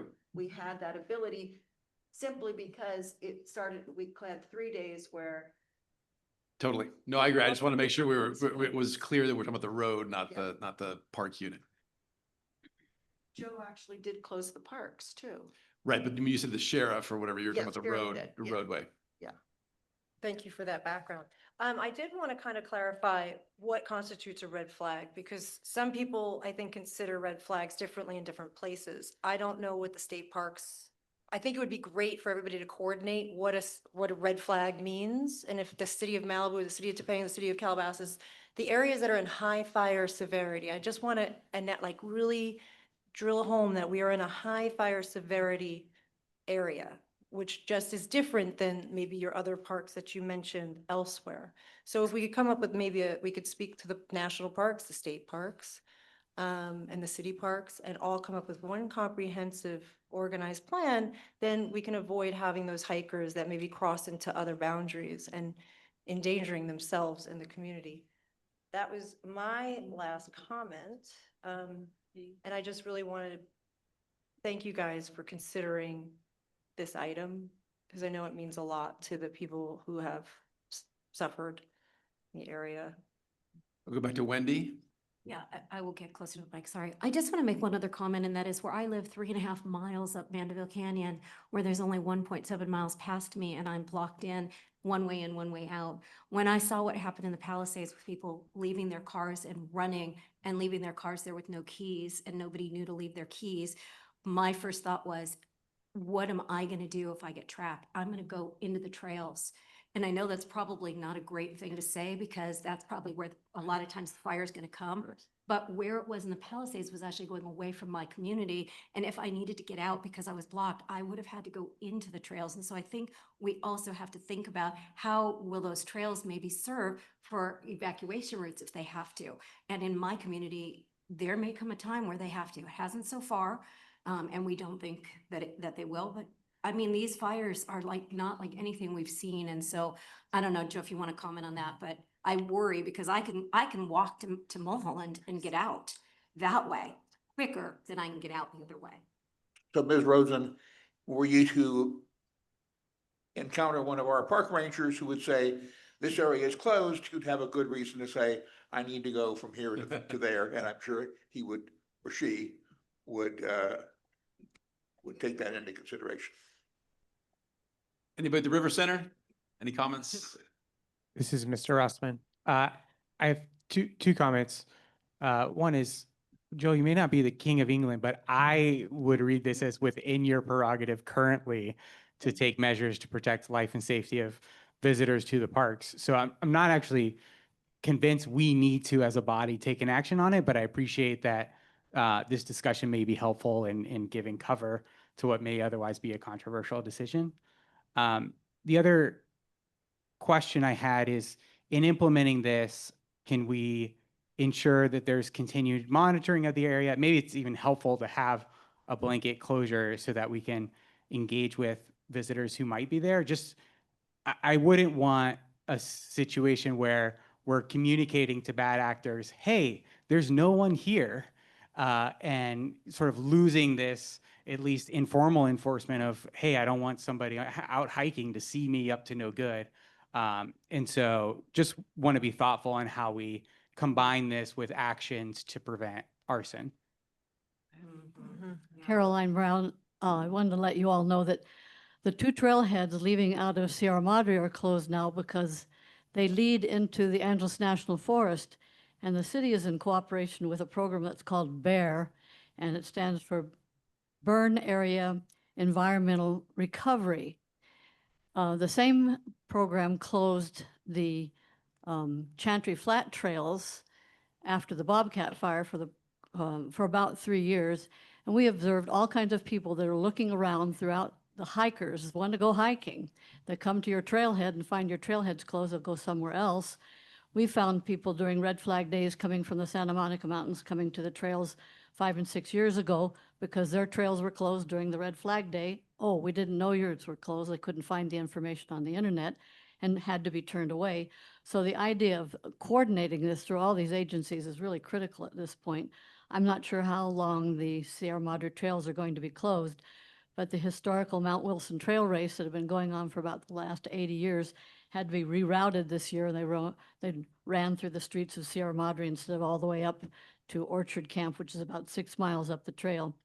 So these issues are countywide and agency-wide, and they do need to be coordinated because you have a red flag called in one area for one day, and who knows, by the end of the day, it's somewhere else as well in the same county. Thank you. Anyone else in the River Center like to chime in? If not, Ally. Just a comment with regard to the person at the River Center. I'm sorry, I didn't see who it was. One of the things about having it closed is that our local community groups like Arson Watch are there that are supplementing the Conservancy and the other organizations. So they're out and about. So if they see an individual, they pay more attention to those solo individuals. And that actually happened during one of the most recent wind events. We saw somebody going in with a torch, somebody witnessed it. That's the kind of thing, when you have fewer people to keep monitor, when you have a wind event like that, then you have more likelihood that you can see them. And I'd like to add to that, that we have robust community volunteer programs in our area, which I suggest to all of the high fire severity zone areas to rely on. Arson Watch is great, and they can help supplement if allowed. Well, they do already. I don't know if Arson Watch does in Malibu. Oh, okay. Well, a wonderful partnership. I was wondering about the enforcement aspect of this because rules without enforcement are kind of silly. They report directly to the rangers and work with the rangers. Well, meaning like, I guess, the nuance about this. So what constitutes a red flag? Oh, yeah. That's Yeah, and then how is it then followed up? I guess it's just a larger discussion with all of the parks to get kind of hand in hand. Good points. Although I know Supervisor Gorell needs to get out of here soon, so maybe we can vote on this one now, since it sounds like we've all exhausted our comments. So I think we'll call it question. Ms. Acker, Yes. Ms. Anderson, Yes. Ms. Brown, Yes. Mr. Cacciati, Yes. Ms. Conrad, Yes. Mr. Corridori, Yes. Ms. Dransfeld, Yes. Ms. Fossen, Yes. Ms. James, Yes. Mr. Kishbaugh, Yes. Mr. Lang, Yes. Ms. Mykos, Aye. Ms. Nelson, Abstain. Ms. Rosen, Yes. Mr. Rossman, Yes. Mr. Wendler, Yes. Ms. Newsom, Yes. Mr. Anderson. Yes. That carries with one abstention. Okay, thank you. Conservancy members, any questions or comments here? Mr. Chair, I just have a quick comment. I'm in support, but to the point raised earlier, I do think it's important to kind of understand some of the levels and protocols of some of the declarations. Leaving it to the discretion of the executive director makes sense, but I think we're going to learn as we go. Red flags, we declared about a dozen of them last year in Ventura County. They don't necessarily keeps them up as PDS. Particularly dangerous situations which are accompanied with the winds. So it's not just the barometric pressure, the temperature, and the other lack of whatever it is. The three elements that make up water. The three elements that make up what they typically in the old days declared as a red flag day. But I think understanding what to do under PDS, which is when mountain fire took place, which is when Malibu, Palisades, Eaton, all the most recent fires took place under PDS National Weather Service declarations. And that is what keeps my fire chief up at night. So I think I just want to share that comment. Thank you. And I would move. So moved. Okay, great. Point of clarity, what is PDS? Particularly dangerous situation. I know that it was. Just to add to that, I've heard every acronym. I thought I would have heard that, but I haven't heard that one yet. Yeah. So last year, PSPS. last year we had 5 of them. The year before we had 1. Who is we? The The Ventura. National Weather Service. Okay. For Los Angeles and Ventura County, right? Luna, I'll second that motion. Thank you, Mr. Luna. Yeah, particularly technical terms, so thank you for the clarification. PTT. One comment.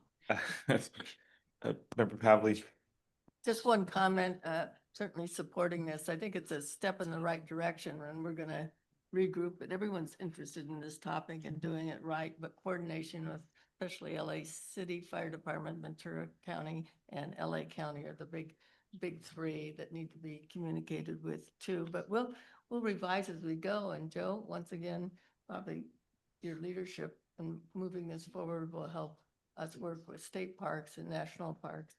And we need all these players when and if we have another catastrophe, fingers crossed.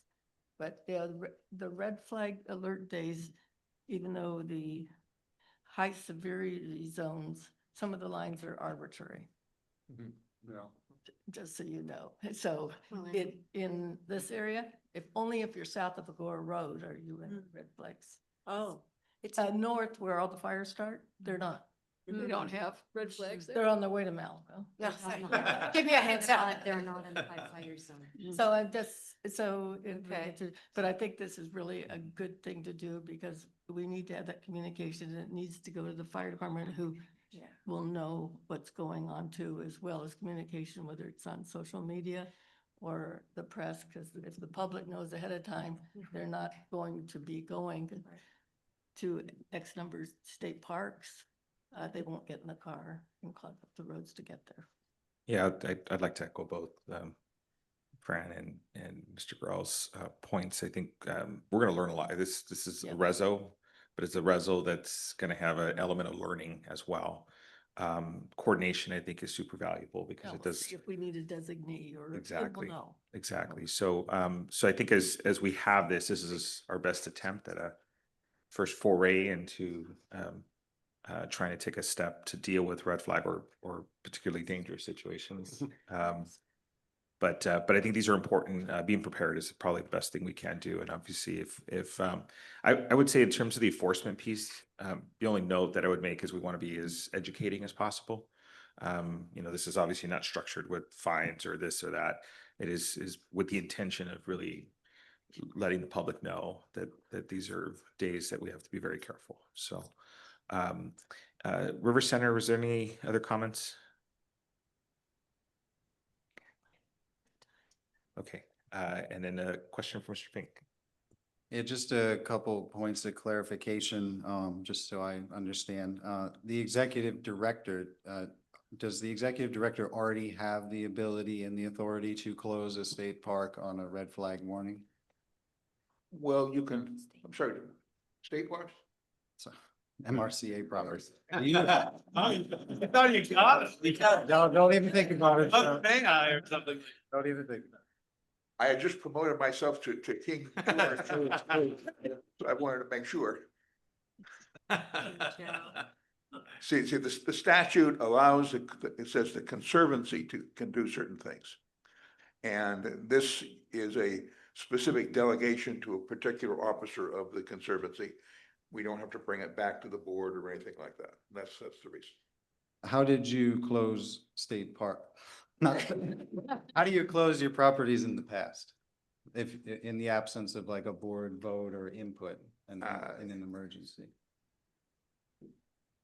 We were probably doing it a little bit on the edge of the law. I got it. Okay. So it's obviously stands to reason. If you see a flame, you're gonna tell people, get the hell out and don't come back, okay? Nobody's gonna challenge that. There are plenty of people, however, would challenge. I don't see any problem. I went to my local city park. I can do that. How come I can't go into your area? So this makes real clear. And we'll see if we have people coming to the public comment section next year and saying, it was a perfectly wonderful day and my day was ruined because of Mr. Edmiston doing something, then you'll say, What's new?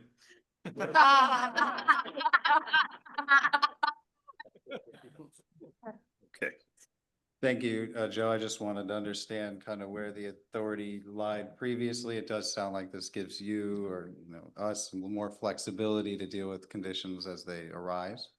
Also, just another question, then is it the intent of this then to be proactive and close on red flag days? I know it's authorizing, but is it also the intent to proactively close certain areas on red flag warnings? so yes, however, remember, so much of Southern California is in the very high fire severity zone.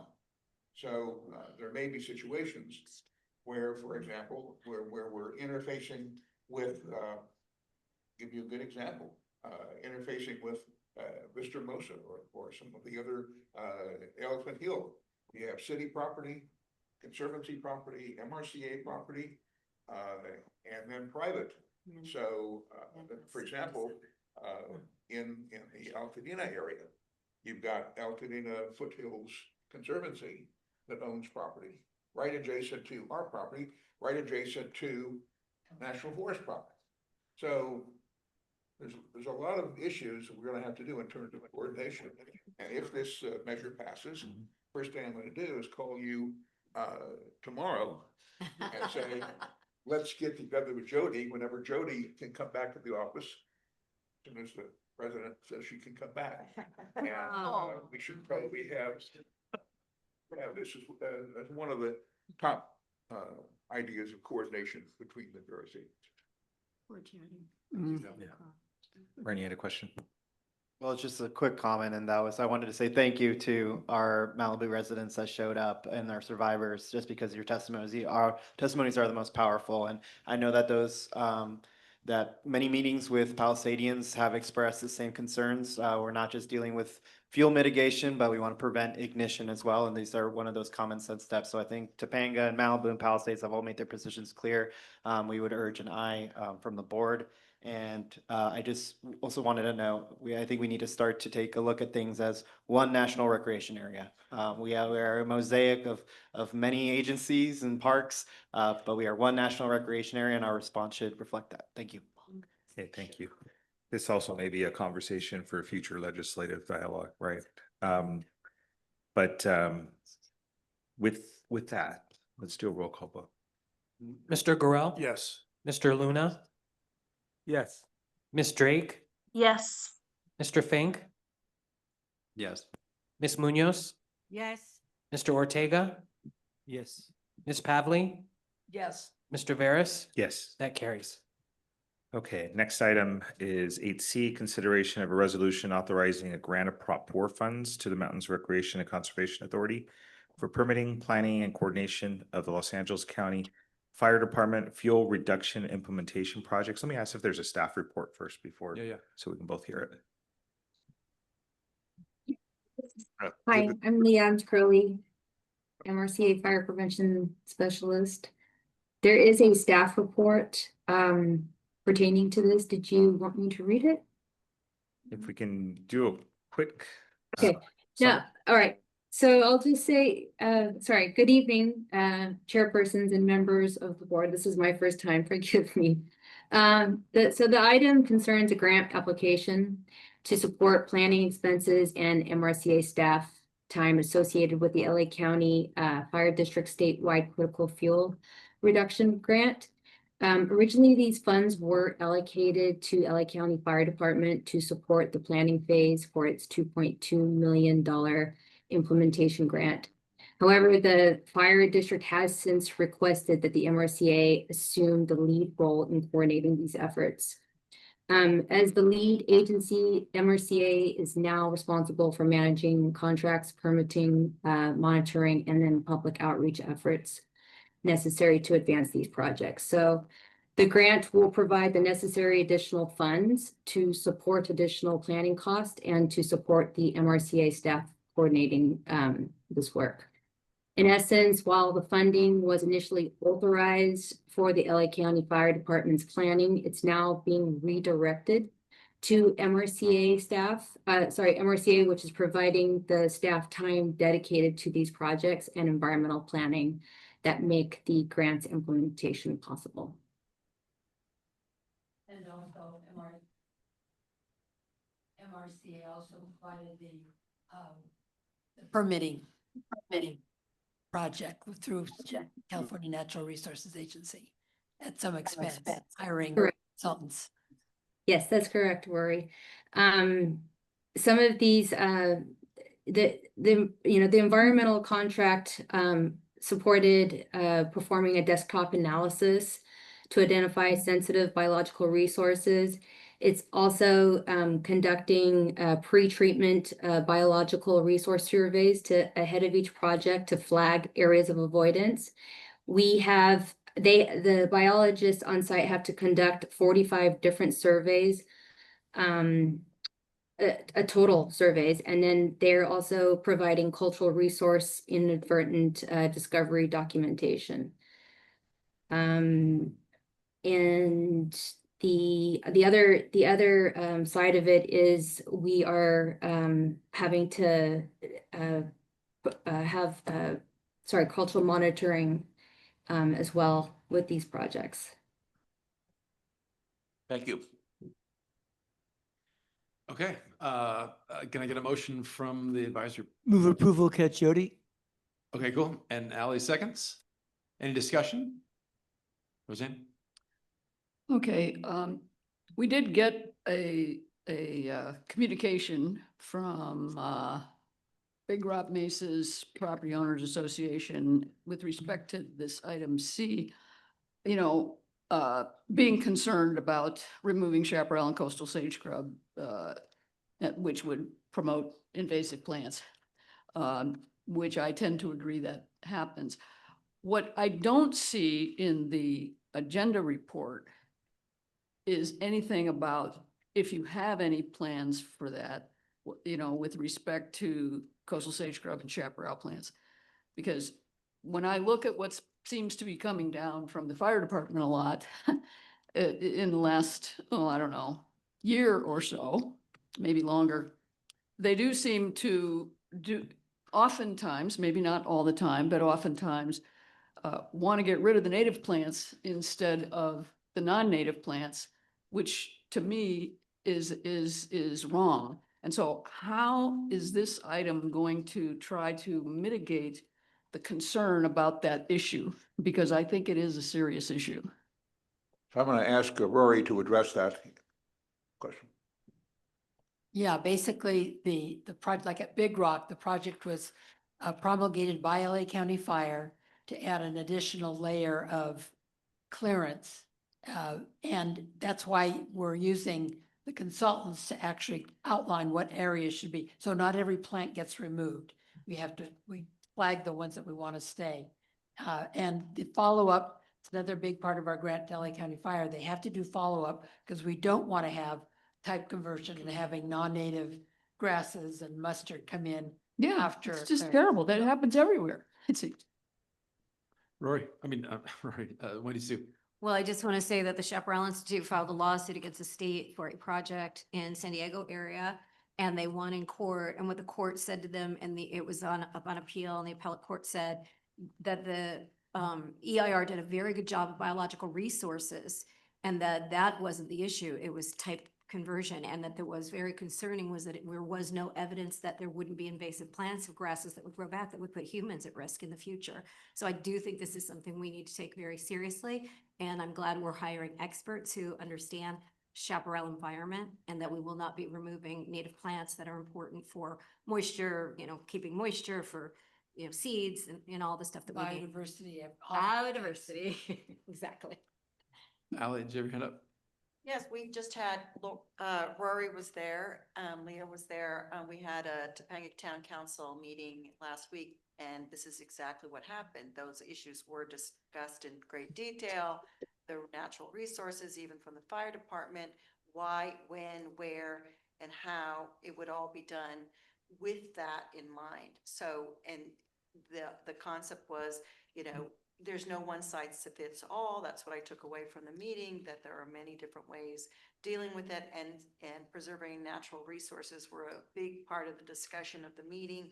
And obviously having these consultants to flag that, you know, our native plants, and it was very clear to me that one of the concerns was we know we don't want more, you know, yellow mustard and that sort of thing. So that was a part of that. Yes, has to be surgically removed. I would love to see the letter that Big Rock, do you guys publish for the advisors, the letters that you might be getting? I think they were distributed. was distributed. Email. Yeah, email. Email, I missed it. I would definitely, trust Big Rock. Malibu is very sensitive to native versus non-native species, and there's a lot of experts in the field there. So if they had something to say, I'm pretty sure it's to protect their neighborhood. Yeah, for clarity, we get everything in the packet, but then if something comes in after the packet's distributed, they usually email it out. Sometimes it's the day of the meeting, but as soon as they get that, any submitted documents, that's when we get them. Thank you. One thing I forgot to mention, and that is that, I mean, you said you're working with LA County Fire and maybe Ventura County Fire, but the state fire guidelines that came out about a year and a half or 2 years ago misrepresented the native plants in the guidelines. Okay. They have a Northern California perspective. Right. They Yes. did not, they basically named plants that were in coastal sage scrub and chaparral that were considered fire dangers when they weren't.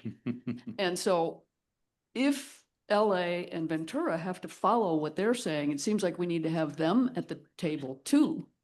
Because as far as I'm concerned, they need to adjust their statements about what the habitat is here, because the habitat in California is not the same everywhere. Agreed. Before we go back to Ally, is anybody at the River Center wanted, I can't see if anybody has a hand up there. What's that? The glare. Yeah, it's actually so bright in here, I can barely see is what's going on. We have such a brilliant new lighting thing. So Ally. That actually was addressed because we asked that question, and Drew Smith, former fire behaviorist and who's our fire chief, actually, we asked him those kind of questions, and he, even the zero clearance, he has a great deal of discretion about how he's gonna implement it. So it was clear to me that he's gonna follow the local science. He's gonna follow his naturalists, and they're not indirectly, it was clear to me that that was not my biggest concern. Let's just put it that way. Yeah, the zone 0 comes from Northern California. Yes, Zero is so he ridiculous. was sort of blanketing saying, That's right. generally, that's not even the way he's gonna implement it in our area. So this was a bigger discussion. So because he has the discretion, he has the power. So that was kind of, because this is such a concern for us, we wanted to know what the 5-year plan was. Right. And because of course, the whole oak tree issue and all the Yeah. things that we're concerned about. Well, just sorry to, like, it's just like a conversation between you and me, but I just want to say that this morning, new Zone 0 regulations came out for discussion and they're pretty good. So we have now, for discussion only, we don't know what will be adopted, 4 different choices, and they're each different, and they are now talking about saving protected trees, and they are talking about where you can plant native This is statewide? today, this morning, Board of Forestry. I will forward them to you. Awesome. Not seeing any more hands up. Why don't we go for a vote? Ms. Acker, Yes. Mr. Anderson, Miss Anderson. Oh, I was good. I'm Okay. sorry. Everybody's tired. Ms. Brown, Yes. Mr. Cacciati, Yes. Ms. Conrad, Yes. Mr. Corridori, Yes. Ms. Dransfeld, Yes. Ms. Fossen, Yes. Ms. James, Yes. Mr. Kishbaugh, Yes. Mr. Lang, Yes. Ms. Micos, Aye. Ms. Nelson, Yes. Ms. Rosen, Yes. Mr. Rossman, Yes. Mr. Wendler, Yes. Ms. Newsom, Yes. Mr. Anderson. Yes. That carries. Okay, conservative team members, can I get a motion and a second on this item? I'll motion. Thank you, Mr. Fink. Second. Thank you, Ms. Pavley. Any questions or comments? Seeing none, roll call vote, please. Mr. Luna, Aye. Ms. Drake, Yes. Mr. Fink, Yes. Ms. Munoz, Yes. Mr. Ortega, Yes. Ms. Pavley, Yes. Mr. Veras. Yes. That carries. Okay, item 8D is a consideration of a resolution authorizing a grant of Prop 4 funds to the Mountains Recreation and Conservation Authority for a tree assessment fire risk reduction program. Is there a staff summary of this? I think it's pretty self-explanatory. Okay, works for me. Mr. Anderson, Any motion here? I'll move Ed, approval. cool, thank you. And any second? Wendy Rosen will second. All right, cool. Any discussion? River Center, anybody? This is Mr. Rossman. I was just wondering, in implementation, talked about hiring crews. I'm just wondering if we could add language or intent to hire conservation crews or workforce development training programs wherever practicable. Yes, because Prop 4 provides money for that. So there's an interesting correlation between what we're going to be proposing and the money that's going to come to us. Excellent. Any other comments? Seeing none, James, can we have a vote? Miss Acker, Miss Anderson, Yes. Miss Brown, Yes. Mr. Cacciati, Yes. Miss Conrad, Yes. Mr. Corridori, Yes. Miss Dransfeld, Yes. Miss Fossen, Yes. Miss James, Mr. Kishba, They both stepped out. Mr. Lang, Yes. Miss Mikos, Aye. Miss Nelson, Yes. Miss Rosen, Yes. Mr. Rossman, Yes. Mr. Wendler, Yes. Miss Newsom, Yes. Mr. Anderson. Yes. That carries. Okay, thank you. Conservancy members, you had a motion and second on this item. Luna, I'll move. Luna Second. motion, second Munoz. Any questions or comments on the item? Seeing none, roll call vote? Mr. Luna, Yes. Miss Drake, Yes. Mr. Fink, Yes. Miss Munoz, Yes. Mr. Ortega, Yes. Miss Padley, Yes. Mr. Veras. Yes. That carries. Okay, item 8E is a consideration of a resolution authorizing an augmentation for grant 3810 GF 2275 to the Mountains Recreation and Conservation Authority for the Barbacoa Community Meeting Room improvements at the Los Angeles River Center and Gardens in the city of Los Angeles. That's pretty self-explanatory too, Joe, right? You betcha. Okay. Says the king. Can I get a motion? Quick question. Is that this room we're in right now? No, you're. No. What are the names? It's nearby. but it's- outside. It's close. It's the one across the way? They're talking about. Walking distance from you all. There you go. Can I get a motion? So move. No. No, you. One and George, I'll go George second. seconds, George seconds. Any other discussion? I just had a quick question. How does one, get access to those spaces? Do you have to, be an NGO or a certain type of entity to sort of qualify? So we have a very liberal NGO program. But if you want to have it as part of your company party or your quinceañera, we'll charge through the nose. Getting used to it. All right. Any other comments? All right, great. James, vote please. Miss Acker, Miss Anderson, Yes. Miss Brown, Yes. Mr. Cacciati, Yes. Miss Conrad, Yes. Mr. Corridori, Yes. Miss Dransfeld, Yes. Miss Fossen, Yes. Miss James, Yes. Mr. Kishba, Yes. Mr. Lang, Yes. Miss Mikos, Aye. Miss Nelson, Yes. Miss Rosen, Yes. Mr. Rossman, Yes. Mr. Wendler, Yes. Miss Newsom, Yes. Mr. Anderson. Yes. That carries. Okay, Conservancy members, can I get a motion and a second on this item? So moved. Thank you, Ms. Munoz. In a second, Second. Ms. Pavley. Okay, any questions or comments on this one? I have a comment, Munoz. Yeah. I am so happy that this is on the agenda, as that space is so beautiful. And I'm glad that we finally have the funds to make the repairs because it's going to bring in a lot of income to the MRCA. I'm very pleased. Since I've been here for, I think, 12 years, we've all wanted to use it. A lot of people have wanted to rent it because it's just a gorgeous space. So I'm glad we're where we are. Thank you. Okay, thank you. Seeing no other comments, roll call vote? Mr. Luna, Aye. Miss Drake, Yes.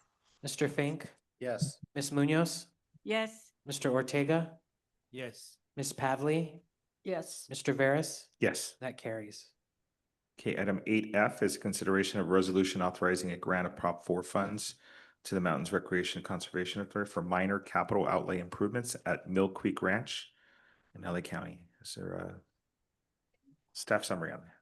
That's pretty self-explanatory too. We give you a list of all the things that need to be done.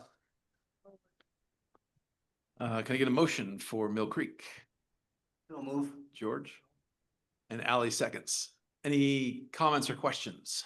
Just a quick comment. It wasn't that long ago when we were looking at this facility, this property, and bringing it into the That's right.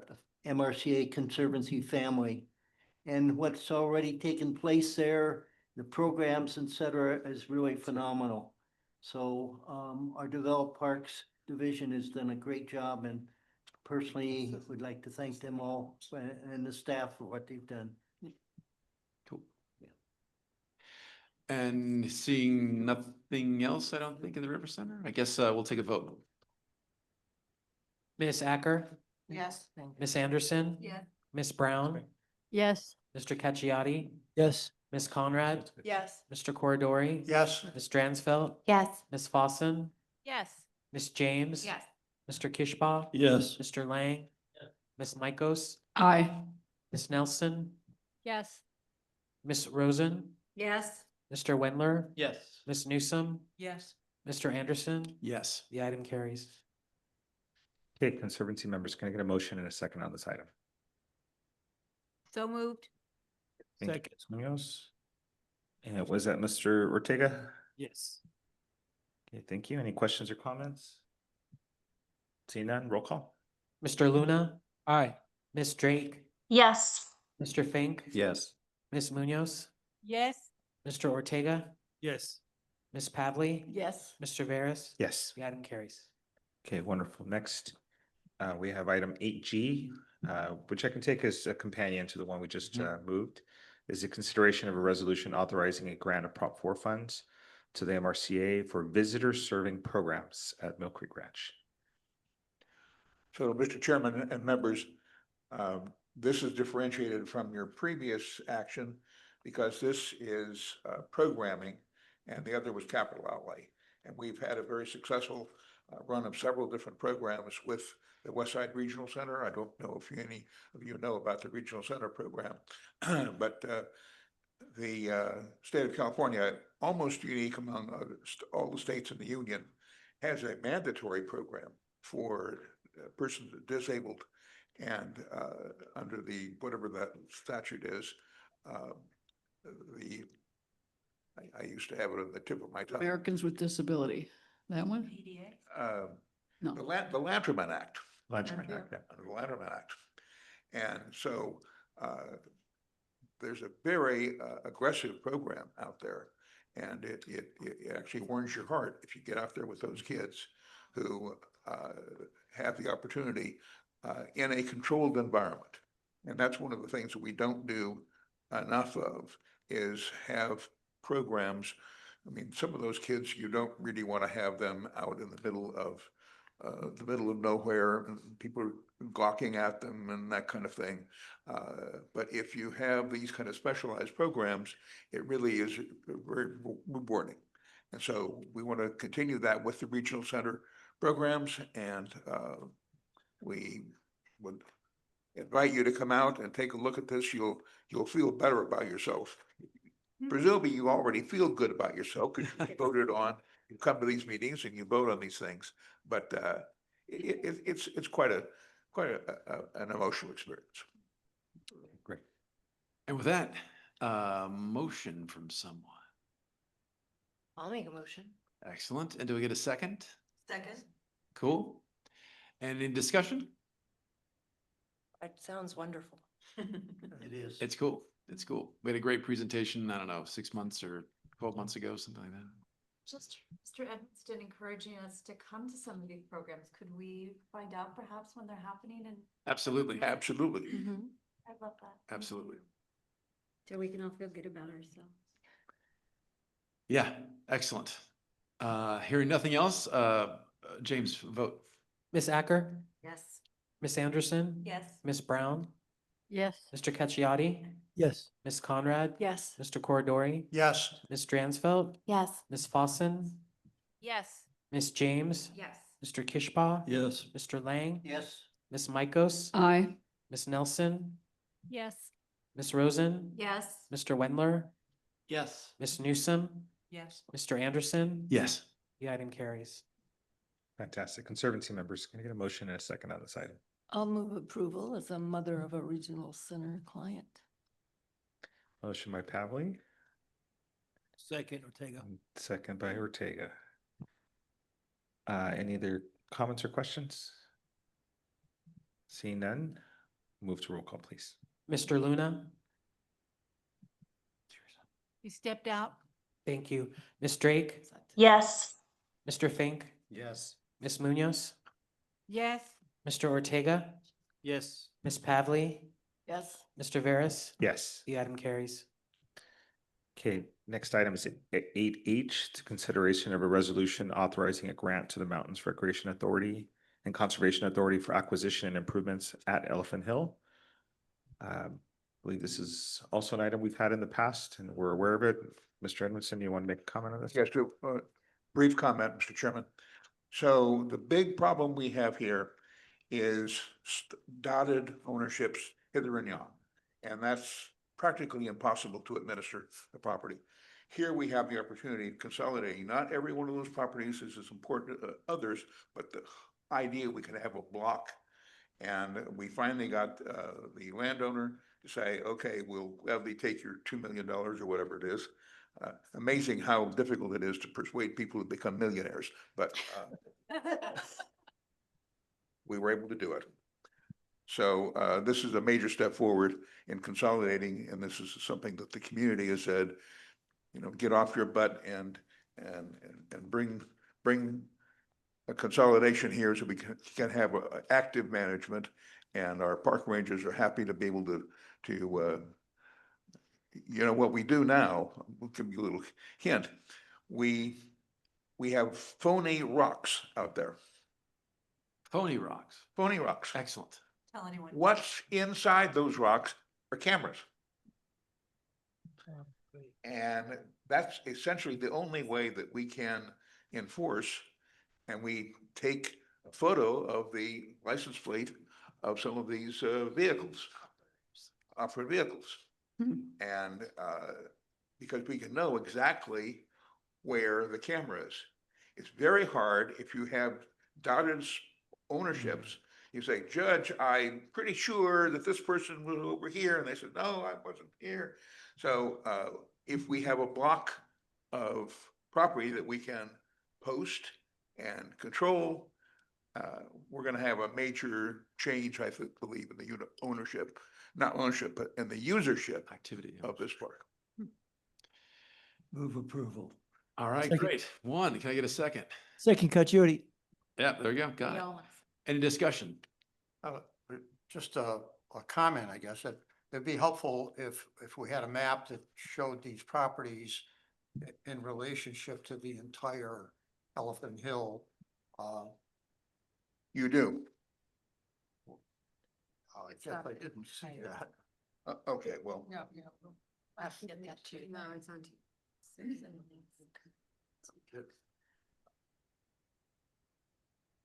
We will have to get that to you. Okay.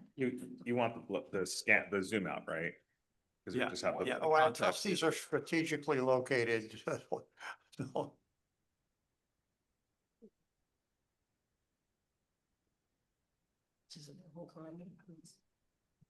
We will. Short of a full context map, other comments? Other comments? I'm just curious, there were cameras that were mentioned. They're not through in coordination with Flock, are they? The Flock cameras?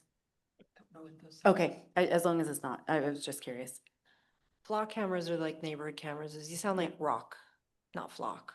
Correct. No, no, no. Oh, I understand. I'm both. just wondering. Yeah, Okay. yes. No, no, no. I understand The that. flock cameras are used by like HOAs to do license plate reading. Yes. So they're a different system in which you'd like subscribe into to keep track of visitors, stuff like that. This sounds different. Okay. So this is not your red flex automatic stop sign camera.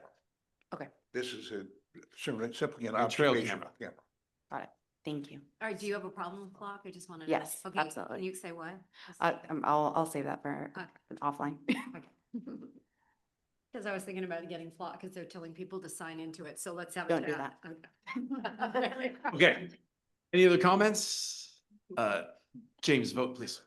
Ms. Acker, Yes. Ms. Anderson, Ms. Brown, Yes. Mr. Cacciati, Yes. Ms. Conrad, Yes. Mr. Corridori, Yes. Ms. Dransfeld, Yes. Ms. Fossen, Yes. Ms. James. Yes. Mr. Kishbaugh. Yes. Mr. Lang, Yes. Ms. Micos, Aye. Ms. Nelson, Yes. Ms. Rosen, Yes. Mr. Wendler, Yes. Ms. Newsom, Mr. Anderson. Yes. That carries. Okay, great. Conservancy members, a motion and a second on this item. So moved. Thank you, Ms. Munoz, Luna. and second by Mr. Luna. Any questions or comments? Okay, seeing none, I do have one comment. Joe, because it's my experience with this area is you get some dumping, you get some off-roading.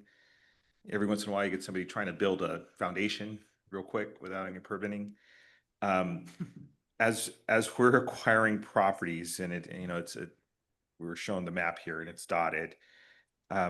Is there any maybe creative practices of signage indicating it's like parkland or public land on the stuff that the agency owns as maybe a precursor to communicating to other ownership there? They may want to approach us or talk to us. Let's, now that we have a block, I think it's, if you look at the other portion here, we've got MRCA properties scattered around. Yeah. This will give us a block.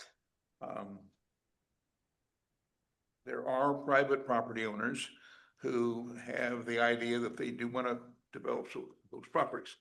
And many of those are recent immigrants or persons who own land who are not, they live in other countries and other kinds of cultures. And so we're sensitive to their perception that we're trying to inordinately use regulatory powers against somebody who actually wants to put something on the ground. Mm-hmm. So there's a sensitivity there especially in minority communities that are concerned about that. And so we can go into that later, but I would certainly encourage ways to be creative because it's such a patchwork of ownership. And I think sometimes people knowing where to go is helpful. And some folks have made investments here just because they've either purchased or inherited at a time many years ago and may not know that there's an agency actively looking to support consolidating land space and having a park work for the community altogether. But I don't know if there's creative way. This is odd for us because we're usually buying a big piece. Now we're buying that kind of parcel block by block. Chief Ranger Gomez spends a lot of his time trying to figure out how we can problems. There are these properties go through I want to say a revolving door at the county recorder's office, but that's what happens. So somebody will send somebody a flyer saying you can buy land in LA and here's where it is in the middle of the city for a song and here it is. And then they buy the land and then they realize that they're in the middle of essentially a not developable or very difficult to develop property. And then it goes to somebody else. And again, it's not, there is a cultural issue here. Can I a good question. I know we're on to you, but I just want to ask, like, there's a pretty good block here of properties. And I'm wondering, besides buying them and maintaining them, will we think about in the future having, use of those properties? Will people be able to, park nearby and come and recreate? Like, what are we going to do with these properties besides that they're being used for recreational I vehicles? mean, even though it looks like a block, it's not really a block, it's a hill. Oh, it's a Yeah. hill. That's why it's called the hill. Yeah. I think we need to have more property before we can start talking about active public use out there. It looks bigger. We're developing a trail right now that can only go on property we own, but we finally got a key small parcel to allow that to happen. So there is trail use in at least some portion of Elephant Hill. Okay, great. So we have a motion and a second here. Let's go to a roll call vote. Mr. Luna, Aye. Ms. Drake, Yes. Mr. Fink, Yes. Ms. Munoz, Yes. Mr. Ortega, Yes. Ms. Pavley, Yes. Mr. Veras, Yes. that carries. Okay, next item is the consideration of a resolution authorizing a grant to the MRCA for Santa Monica and Sierra Madre Mountains Habitat Connection Project Planning and Design Services in Ventura and Los Angeles County. That was a mouthful. There's. I'll move approval. Okay. Roseanne. Okay, good. Any report that you wanted to cover? Paul?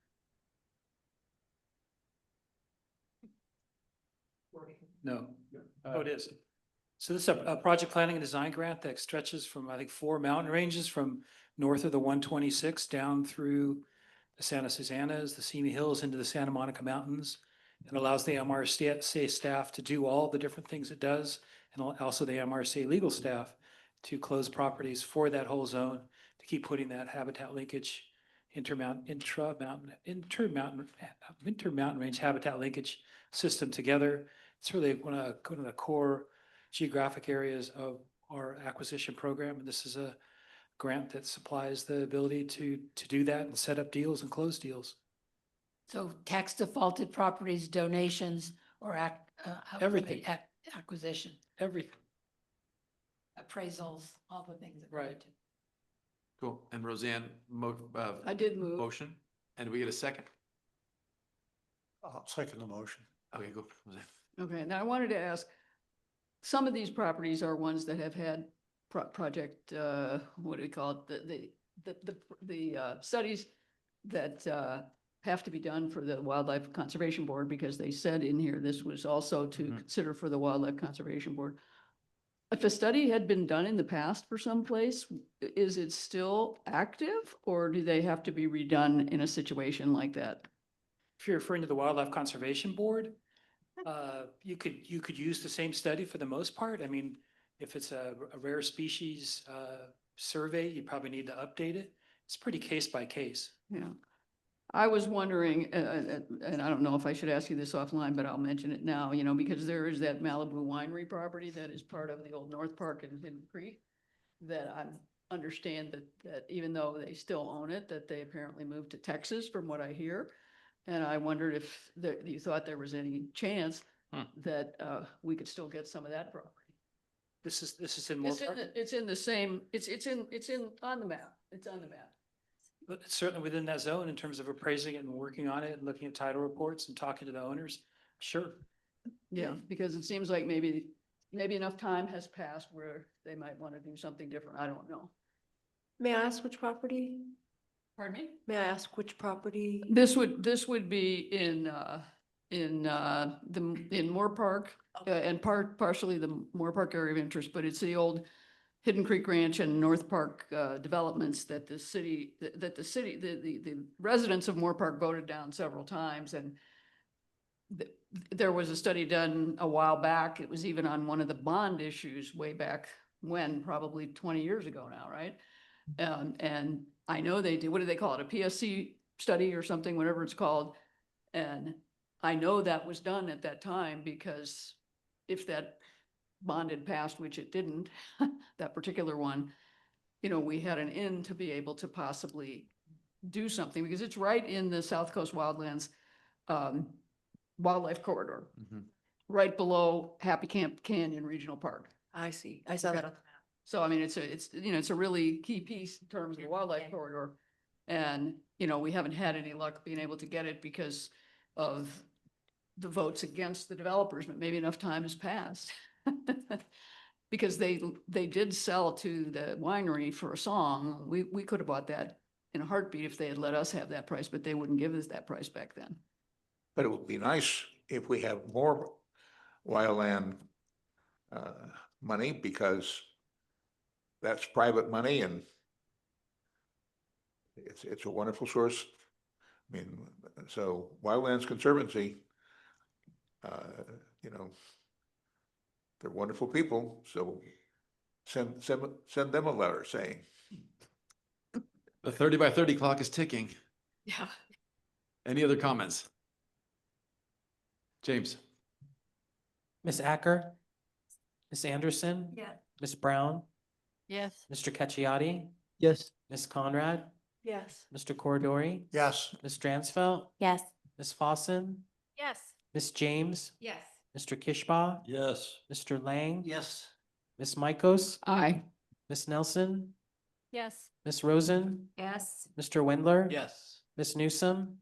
Yes. Mr. Anderson? Yes. That carries. Okay, Conservancy members, is there a motion and a second on this item? I'll motion. Second? Motion by Mr. Fink, second by Ms. Pavley. Are there any questions or comments? Just want to add, this is a Proposition 1 grant. I would just make a comment of just the importance and timeliness, just especially as the New Hall Ranch project goes on, which, is 14,000 acres, gonna add about 70,000 people in the Santa Clarita Valley. So, trying to calculate where we can make those acquisitions as that population goes in is so incredibly important. So. Thank you. Any other comments or questions? Roll call vote? Mr. Luna? Aye. Ms. Drake? Yes. Mr. Fink? Yes. Ms. Munoz? Yes. Mr. Ortega? Yes. Ms. Pavley? Yes. Mr. Veras? Yes. That carries. Okay, great. Our business items are done, so we're gonna move forward with reports. First off, on the chairpersons, I'm gonna hold this one back because I know I think the one report that we have singled out is from State Parks and related to the public comment and the various letters and notes and emails that some of us have received here. To inform the board, obviously there's quite a bit of conversation with legal, with our executive director and with State Parks to be able to find a way to communicate information to this board in the most appropriate ways possible. So what I'd like to do is move our State Parks report up and pass the baton over to Richard, and then we'll go through the rest of our reports right afterwards. So with that, State Parks report. Thank you. Acknowledging the number of comments that we've received tonight on the LA Aerial Rapid Transit Project. Just a point of note, the LA Aerial Rapid Transit Project, otherwise known as LA ART, is a project of the LA Aerial Rapid Transit Technologies, LLC. The LA ART project is currently soliciting public comments for a draft supplemental environmental impact report. They are accepting public comments through November 13th. If you're so inclined to add public comments to that supplemental environmental impact report, you can do so on metro.net/projects. If the project moves forward, it would be sent to the California State Parks and Recreation Department for review and consideration of a general plan amendment, or a GPA. The voting body that would vote on that general plan amendment is the California State Park and Recreation Commission. Thank you for your service. And finally, there will be additional opportunities to provide comments and feedback if and when the project moves forward. Thank you. Okay. I'm going to take this out and allow for questions to staff here on this section. I know some of our other reports will be a little bit short.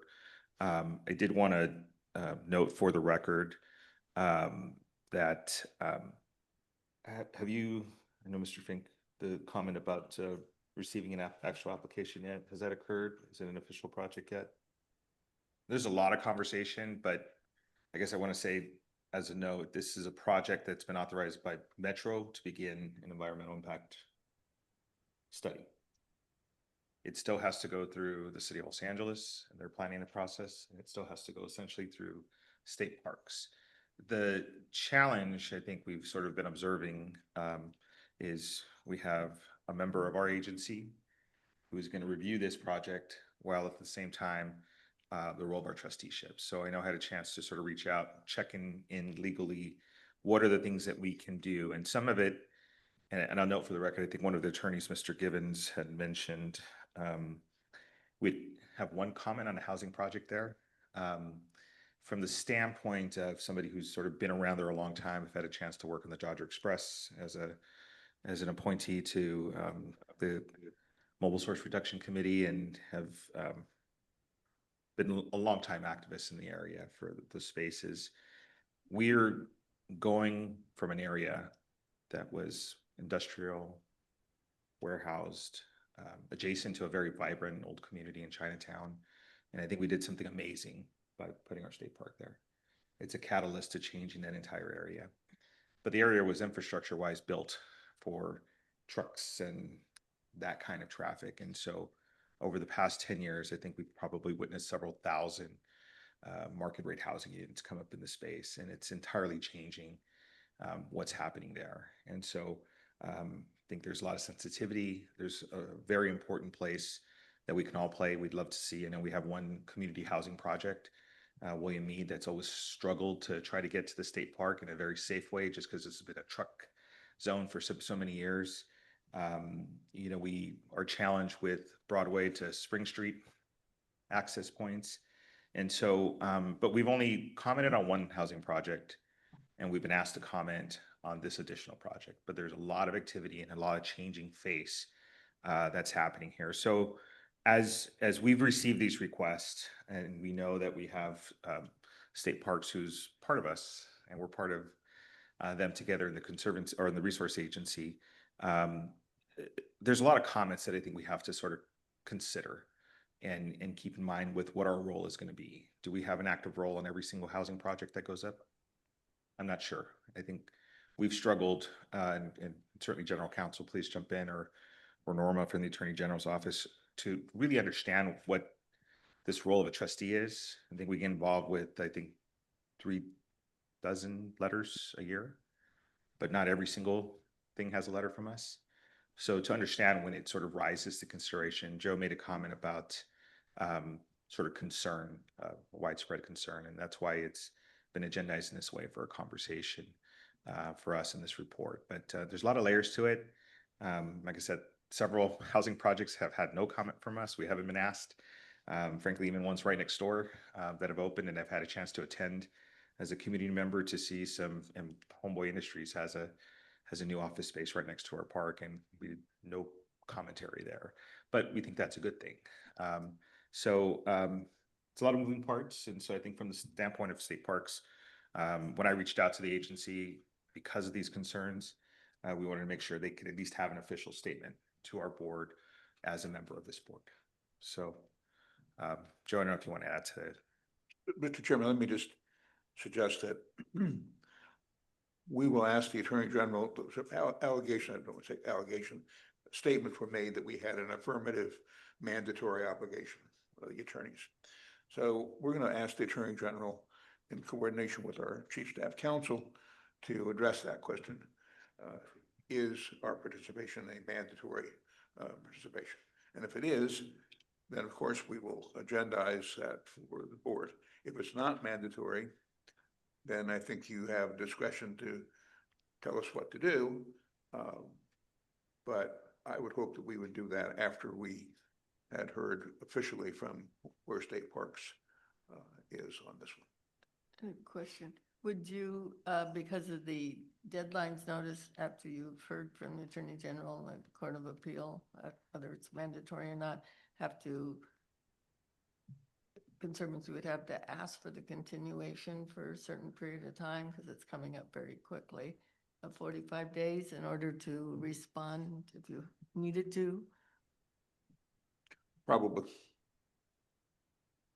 It's- Yes, we would have. Yeah, I would just assume Because you will not have. you can't dictate how long You will that, not right? have a Board meeting and. before That's the what I 14th. was thinking. We wouldn't have a board And for the record, there are a number of agencies that have authority approval on this. We don't. We're talking about our commentary. So whether it's providing comments to the city of Los Angeles and their process, state parks and their Metro or process, or whoever. Metro. When I first started trying to look at the deadlines, I was like, there's a lot of deadlines and but also there's a lot of opportunities to comment in various places too. Oh, go ahead. Because there are so many opportunities to comment, it seems as though there's been a couple of times now that the public has come forward asking for us to agendize it. And I think my comments are just wanting to make sure that the public feels heard. And they had mentioned 300 letters, I want to say. There were 201. There were 201. Okay. And 200 of them said exactly the same thing. Oh, okay. Thank you for clarifying that. And Wait, if how you could that look, possibly? I mean, if you looked, under the, who sent it, it said no reply, which tells you it's spam. And then it goes to an address, that nobody's ever heard of. So, If it's an identical letter, I just didn't understand why one wasn't sent with all the names on it because I don't know. I've been in public office a long time. I've never seen anything like that. And I think it's disrespectful. I don't know if you all got it on your personal email directly to you. No. All 200 of them. I don't know. I got a number of them and I believe Joe, a few of us were addressed as what our roles are right now, but it was, I try to keep track of all of them, but The emails got out somehow because I couldn't even access mine. yeah. So you got them as well. Paying a lot for extra now storage and everything. It was the same identical letter. So if that happens, just 201 people sent in that, Yeah. The testimony was fine here. Right. Tonight. Sure, absolutely. That was inappropriate. I'm gonna go ahead and just, take the questions from both sides, but I do want to say as we still have a few other reports. I don't think there's a lot to that, but we're going to take a little time on this one. So I think one is, I think that's a disrespectful comment, Fran, about the public because they do all kinds of ways of like weighing in. And if they get something and are told like, click here, that's how advocacy is done. So I think I don't know how they got I don't personal know, but emails. I think that That's all I'm I saying. think that's beside the point. I think there's a couple of things that I just want to say, and that is about 6 or 7 years ago, the city attorney of the city of Los Angeles would go into court regularly and discredit the Santa Monica Mountains Conservancy, claiming they were not a trustee agency and claiming they had no biological expertise. And this frustrated me to no end. I mean, I had so many conversations with city council offices and the city attorney. And finally, Paul and I, with some other advocates in the community, got together with 4 or 5 council offices that represented hillsides, and we came up with a strategy to basically prove that we were a trustee agency. And we talked to the attorney general, how could we do this? And it would have taken too long. And the city was just basically, we were losing cases time and again on wildlife impacts and connectivity because we had a city attorney that believed we were not a trustee agency. Right. So now fast forward, I mean, we remedied that with the city. Paul and I worked very hard, blood, sweat and tears. And we got the city to do a resolution separate from the Public Resources Code because they would not rely on it. And these hillside areas adopted a resolution saying we are a trustee agency. And actually, the new city attorney went into court and pulled paragraphs out of a brief because it did not match that policy. And I actually got a call from the attorney general saying they'd never seen this before. So getting established as a trustee agency and believed has been so, like, such a labor of love here so for a court to recognize us and put a footnote talking about, and I don't think that the lawyer, and maybe I misheard it, I don't think he said he believes that we're mandated. I think he said the court said that, and that is what is in the court's footnote, is that we are mandated to weigh in. And I think he was just quoting what the court said. Now, maybe they took it out of something from the Public Resources Code. I don't know. But I just want to say, from my perspective, the idea that a court has recognized this as a trustee agency to me is a big deal. And I would say that, I think we should give that a lot of weight. So that's one thing. I think the second thing is we have an official here that represents one of the agencies that will make a decision. But we also have the city council office who is going to, whose district this is in, and two others, by the way, who do not support this project, who will also be making decisions. And she put in $500,000 to basically do a traffic study to do what she felt the EIR did not do. And I think that there's also other properties that this impacts that have nothing to do with state parks. And I think that is one very, very heavy consideration for us to look at. Yeah, that's one agency, but there's also connectivity. There's also there's these other resources in the area that are also going to be impacted, that who's going to weigh in on those resources if we don't. And so I would just say that from, my perspective, I'm looking forward to hearing what the Attorney General has to say, but I don't think it matters to me whether we're mandated or not. I think this rises to the level. And, for full disclosure, as I disclosed last time, I'm part of the Parks Alliance, a different organization as a member. And so, we have been working extremely hard to raise the level of education, but this project is extremely concerning to the community, as you heard, to the council office. I believe this would rise to the level of this organization engaging and taking seriously what the court said about us and recognizing us, which I thought was just phenomenal from what we've been through with that issue. Let me take a pause here and check in on the River Center here. Any comments or thoughts? I have 3 hands here, but I also wanted to take a moment for you all out there. I would like Something to, else? yeah, thank you. I don't know where to begin, but I think I want to be very clear and direct. When it comes to that area, so much has happened without the voice of community. No one's ever asked anybody any questions. Nobody's ever listened, community listening. I understand our role as the Conservancy, but this is a Conservancy that I know that goes out into community and understands what the people want, not what we think is best. And so I think that we need to really rethink this very seriously, because there's a lot going on and the public is not being considered. The children are not being considered. The families are not being considered. The small business vendors are not being considered. And this is such a great opportunity for us to say, we do listen, we do care, and we'll make a decision based on what we hear when we go out in the field. Because this is about money, and it's about power. That's what this is really about when you think about it. And I think that with everything that's been going on around us, where we're not being listened to, but we're being thrown in vehicles and shipped out who knows where, and this just happened recently this morning on 50th and Figueroa, that we need to be an agency that starts to listen and really care about who's being impacted by these projects. I mean, I don't think we should come off as high and mighty and let's do this and let's do that. And yes, I think we got to be really real here. It would be nice for us to have community hearings and go to the community as opposed to them asking to come here. Let's go out to them for a change and ask, what do you want? What are you concerned about? Because I think if we make a decision based on what we hear from the people who are going to be impacted by this project, we're all going to be better off. And that's when people are going to say, the Conservancy is a different agency because they have learned to listen to community. Thank you. Okay. Let's come back to Allison.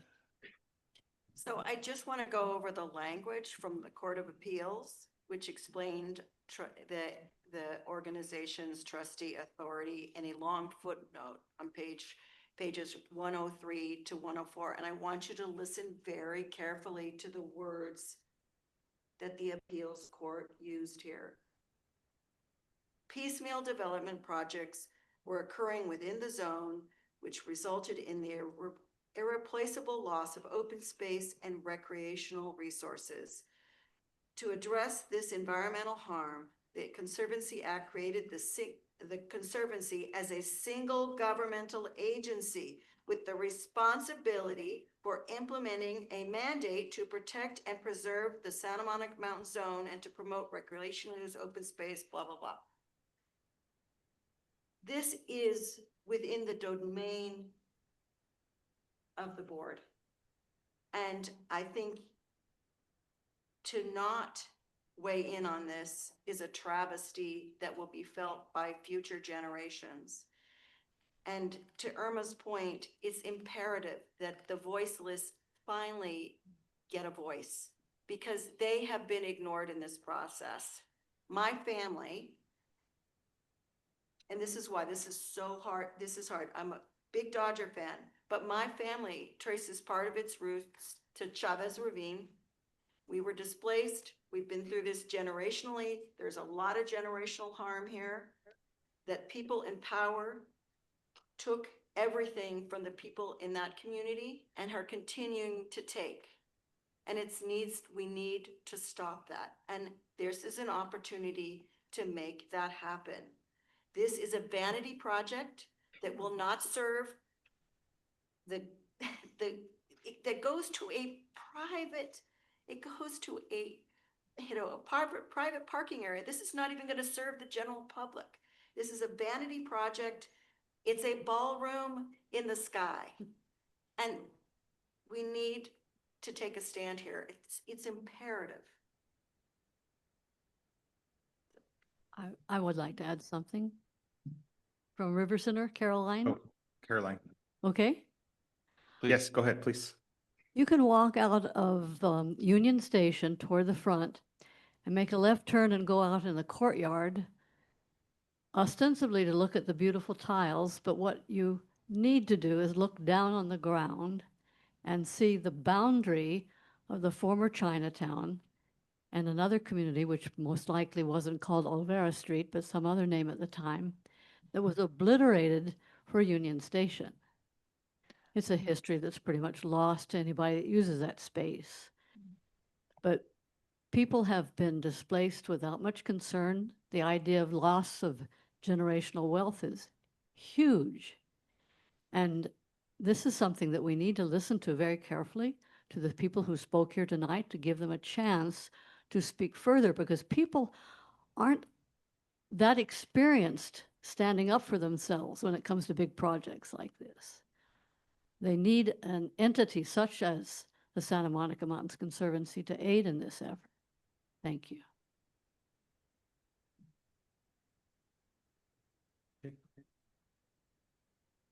I don't understand, is there a timeline? Is there a deadline for comment of any kind?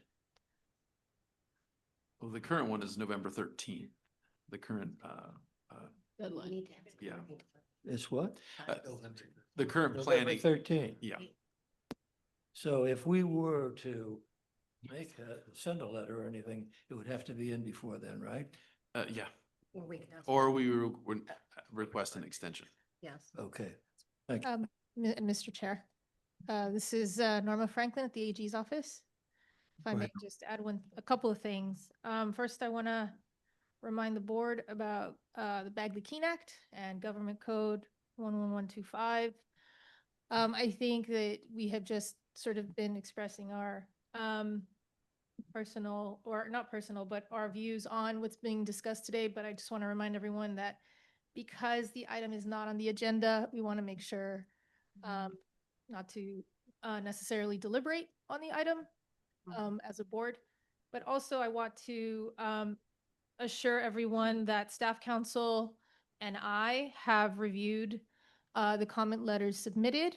We have taken a dive into the opinion and into CEQA, and we are in the process of analyzing the issues, all the issues raised, and there are many.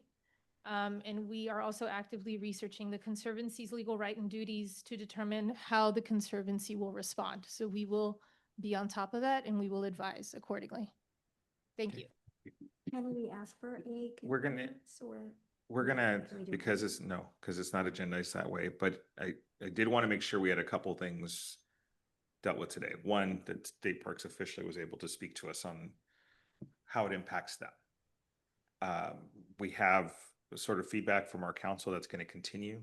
And as soon as we get clear feedback, we'll work with our executive director and figure out what the next step is for us here. I do want to assure people there's actually going to be quite a bit more time and places to comment and many different sections to have comment. So, you know, I know there was a number of public comments, everything from opposition to, you know, that doesn't necessarily drive what our comment is. You know, we have a responsibility that I think we've looked at for many projects. We're kind of inconsistent in my opinion. That's what's thrown me. If we commented on every single thing that's happened around there, I think we'd have clear direction. It would be kind of a simple case. We have an added layer of state parks. We have an added layer of a multi-regional agency like Metro. That also includes representation from the city of Los Angeles, and those representatives happen to chair the meeting that approved moving forward with an EIR process. So we have a bunch of things at work, but I do want to make sure that we're all informed here. We have our attorney and the attorney general both working on something that'll come to us in a way that we can sort of manage and deal with here. So, Mr. Chairman, let me just add a little dimension here. This is the first time in this kind of context, frankly, the first time. One of the comments from state parks in the various iterations is that there may actually be some benefit to the state historic area. And we are all part of the Natural Resources Agency. And so in a sense, we report to the Secretary of Natural Resources and the governor. That doesn't mean we're deprived of independent thinking on this matter, but I would hate to have a situation where we did not adequately take into account state parks' concerns and desires in this. So state park says, well, you know, we could maybe get some benefit out of it. I don't know what all that could be. And then they look over at their quote sister agency. We're a very little sister to state parks.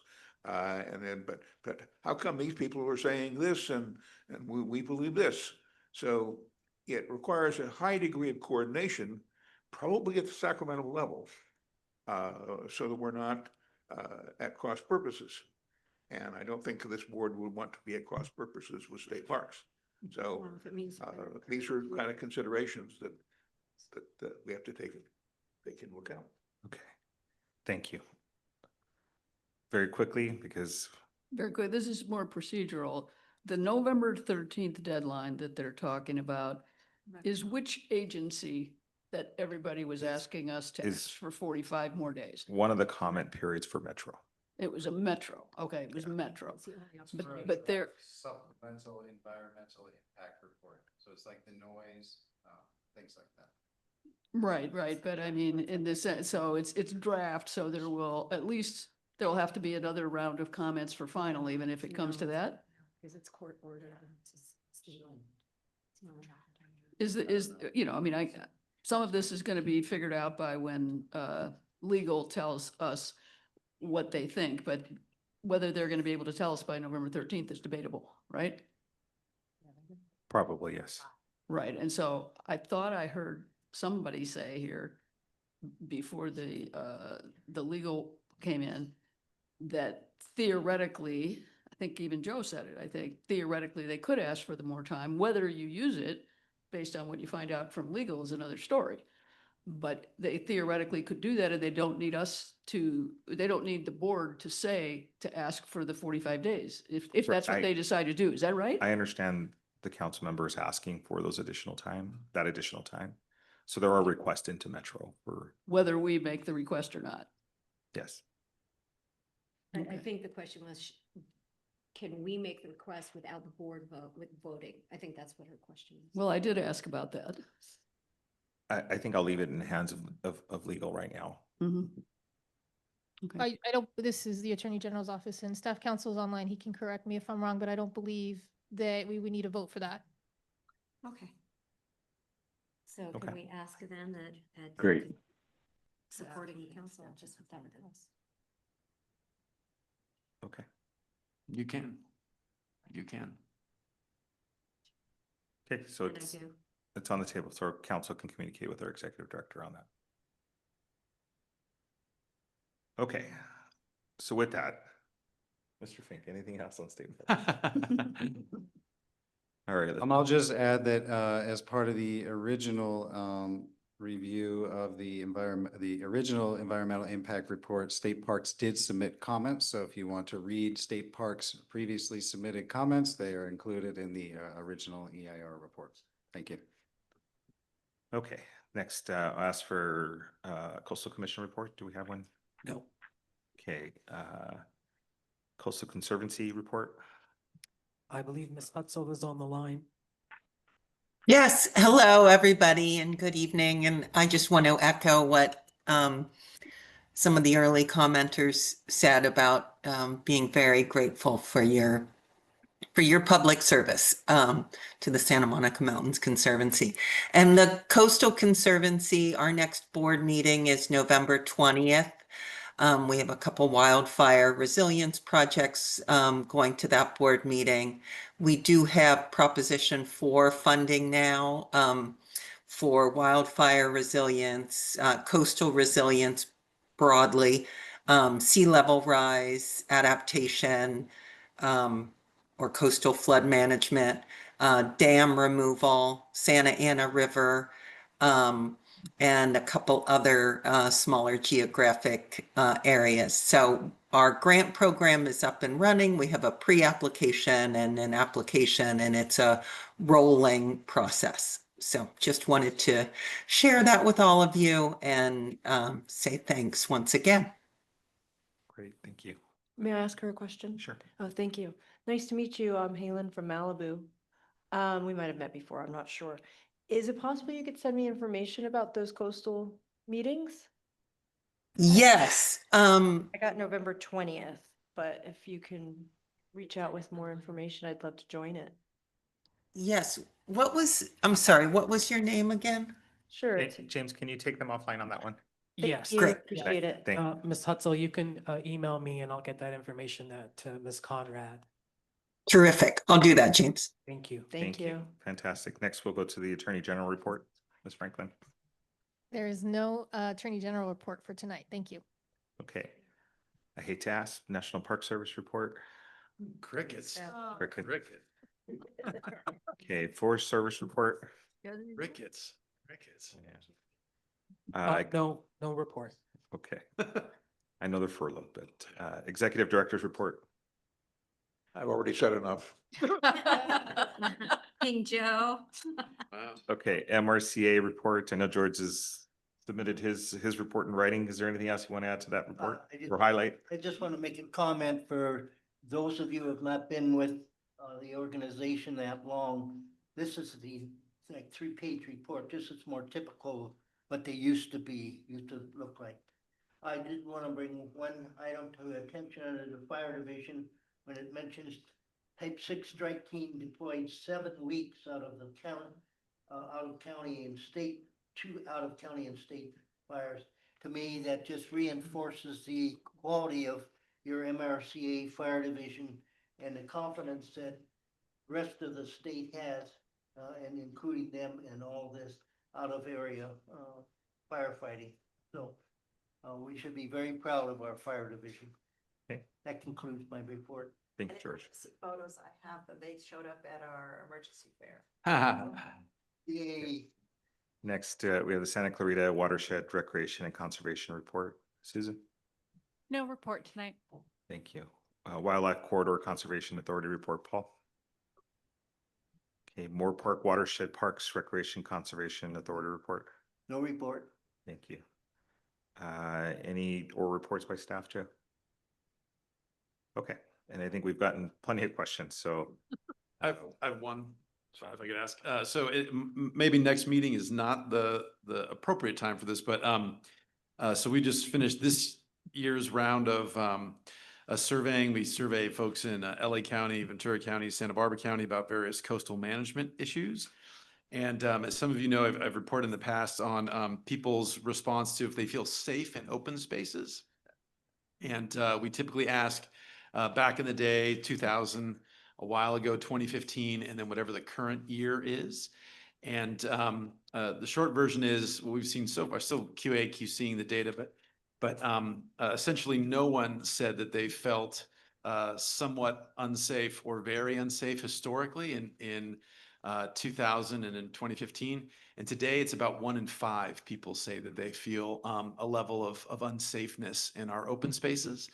And so it would be great if, I know that our federal partners are not, are on pause at the moment, but when we do come back, it would be great to get an update maybe from our rangers and folks just about, you know, more qualitatively what they've been seeing in the last few months with, you know, our open spaces are an important resource that we all share, and we all understand the things that are going on in our world right now. But it would be great to get, I would like to get an update on how our wonderful staff are finding our visitors, and if we're seeing more folks, more trepidation, that kind of stuff.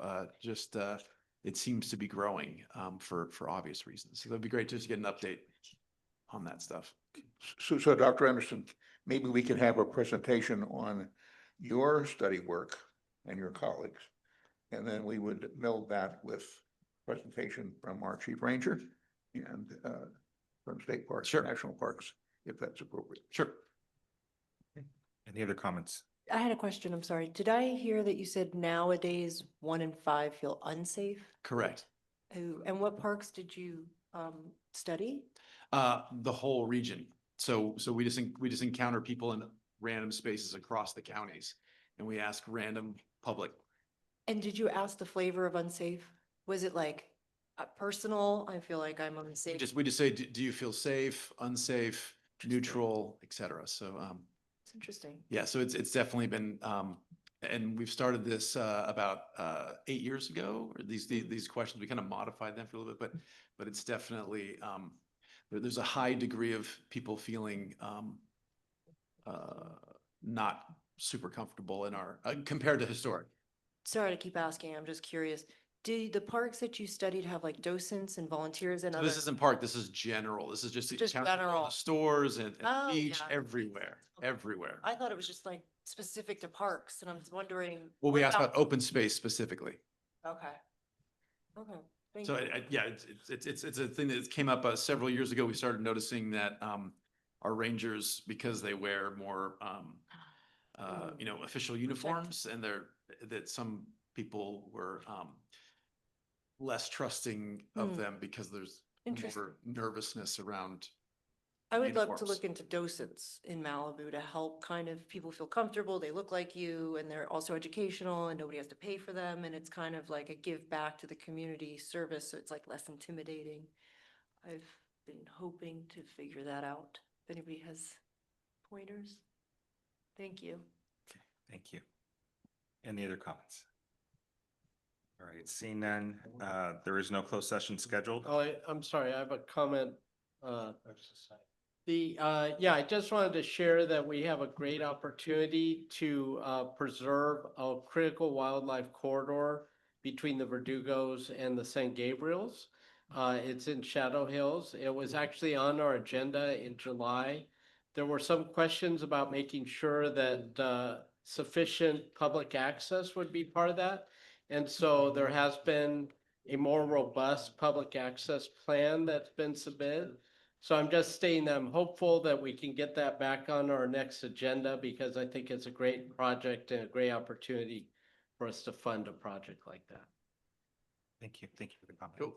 Mr. Chair, if I may, that project is of interest to our office as well, as it connects between, as was said, the Verdugos and the San Gabriel Mountains into the San Rafaels and really the whole Angeles National Forest as well. So we're happy to facilitate anything that needs to be done between AFC, the Conservancy, et cetera.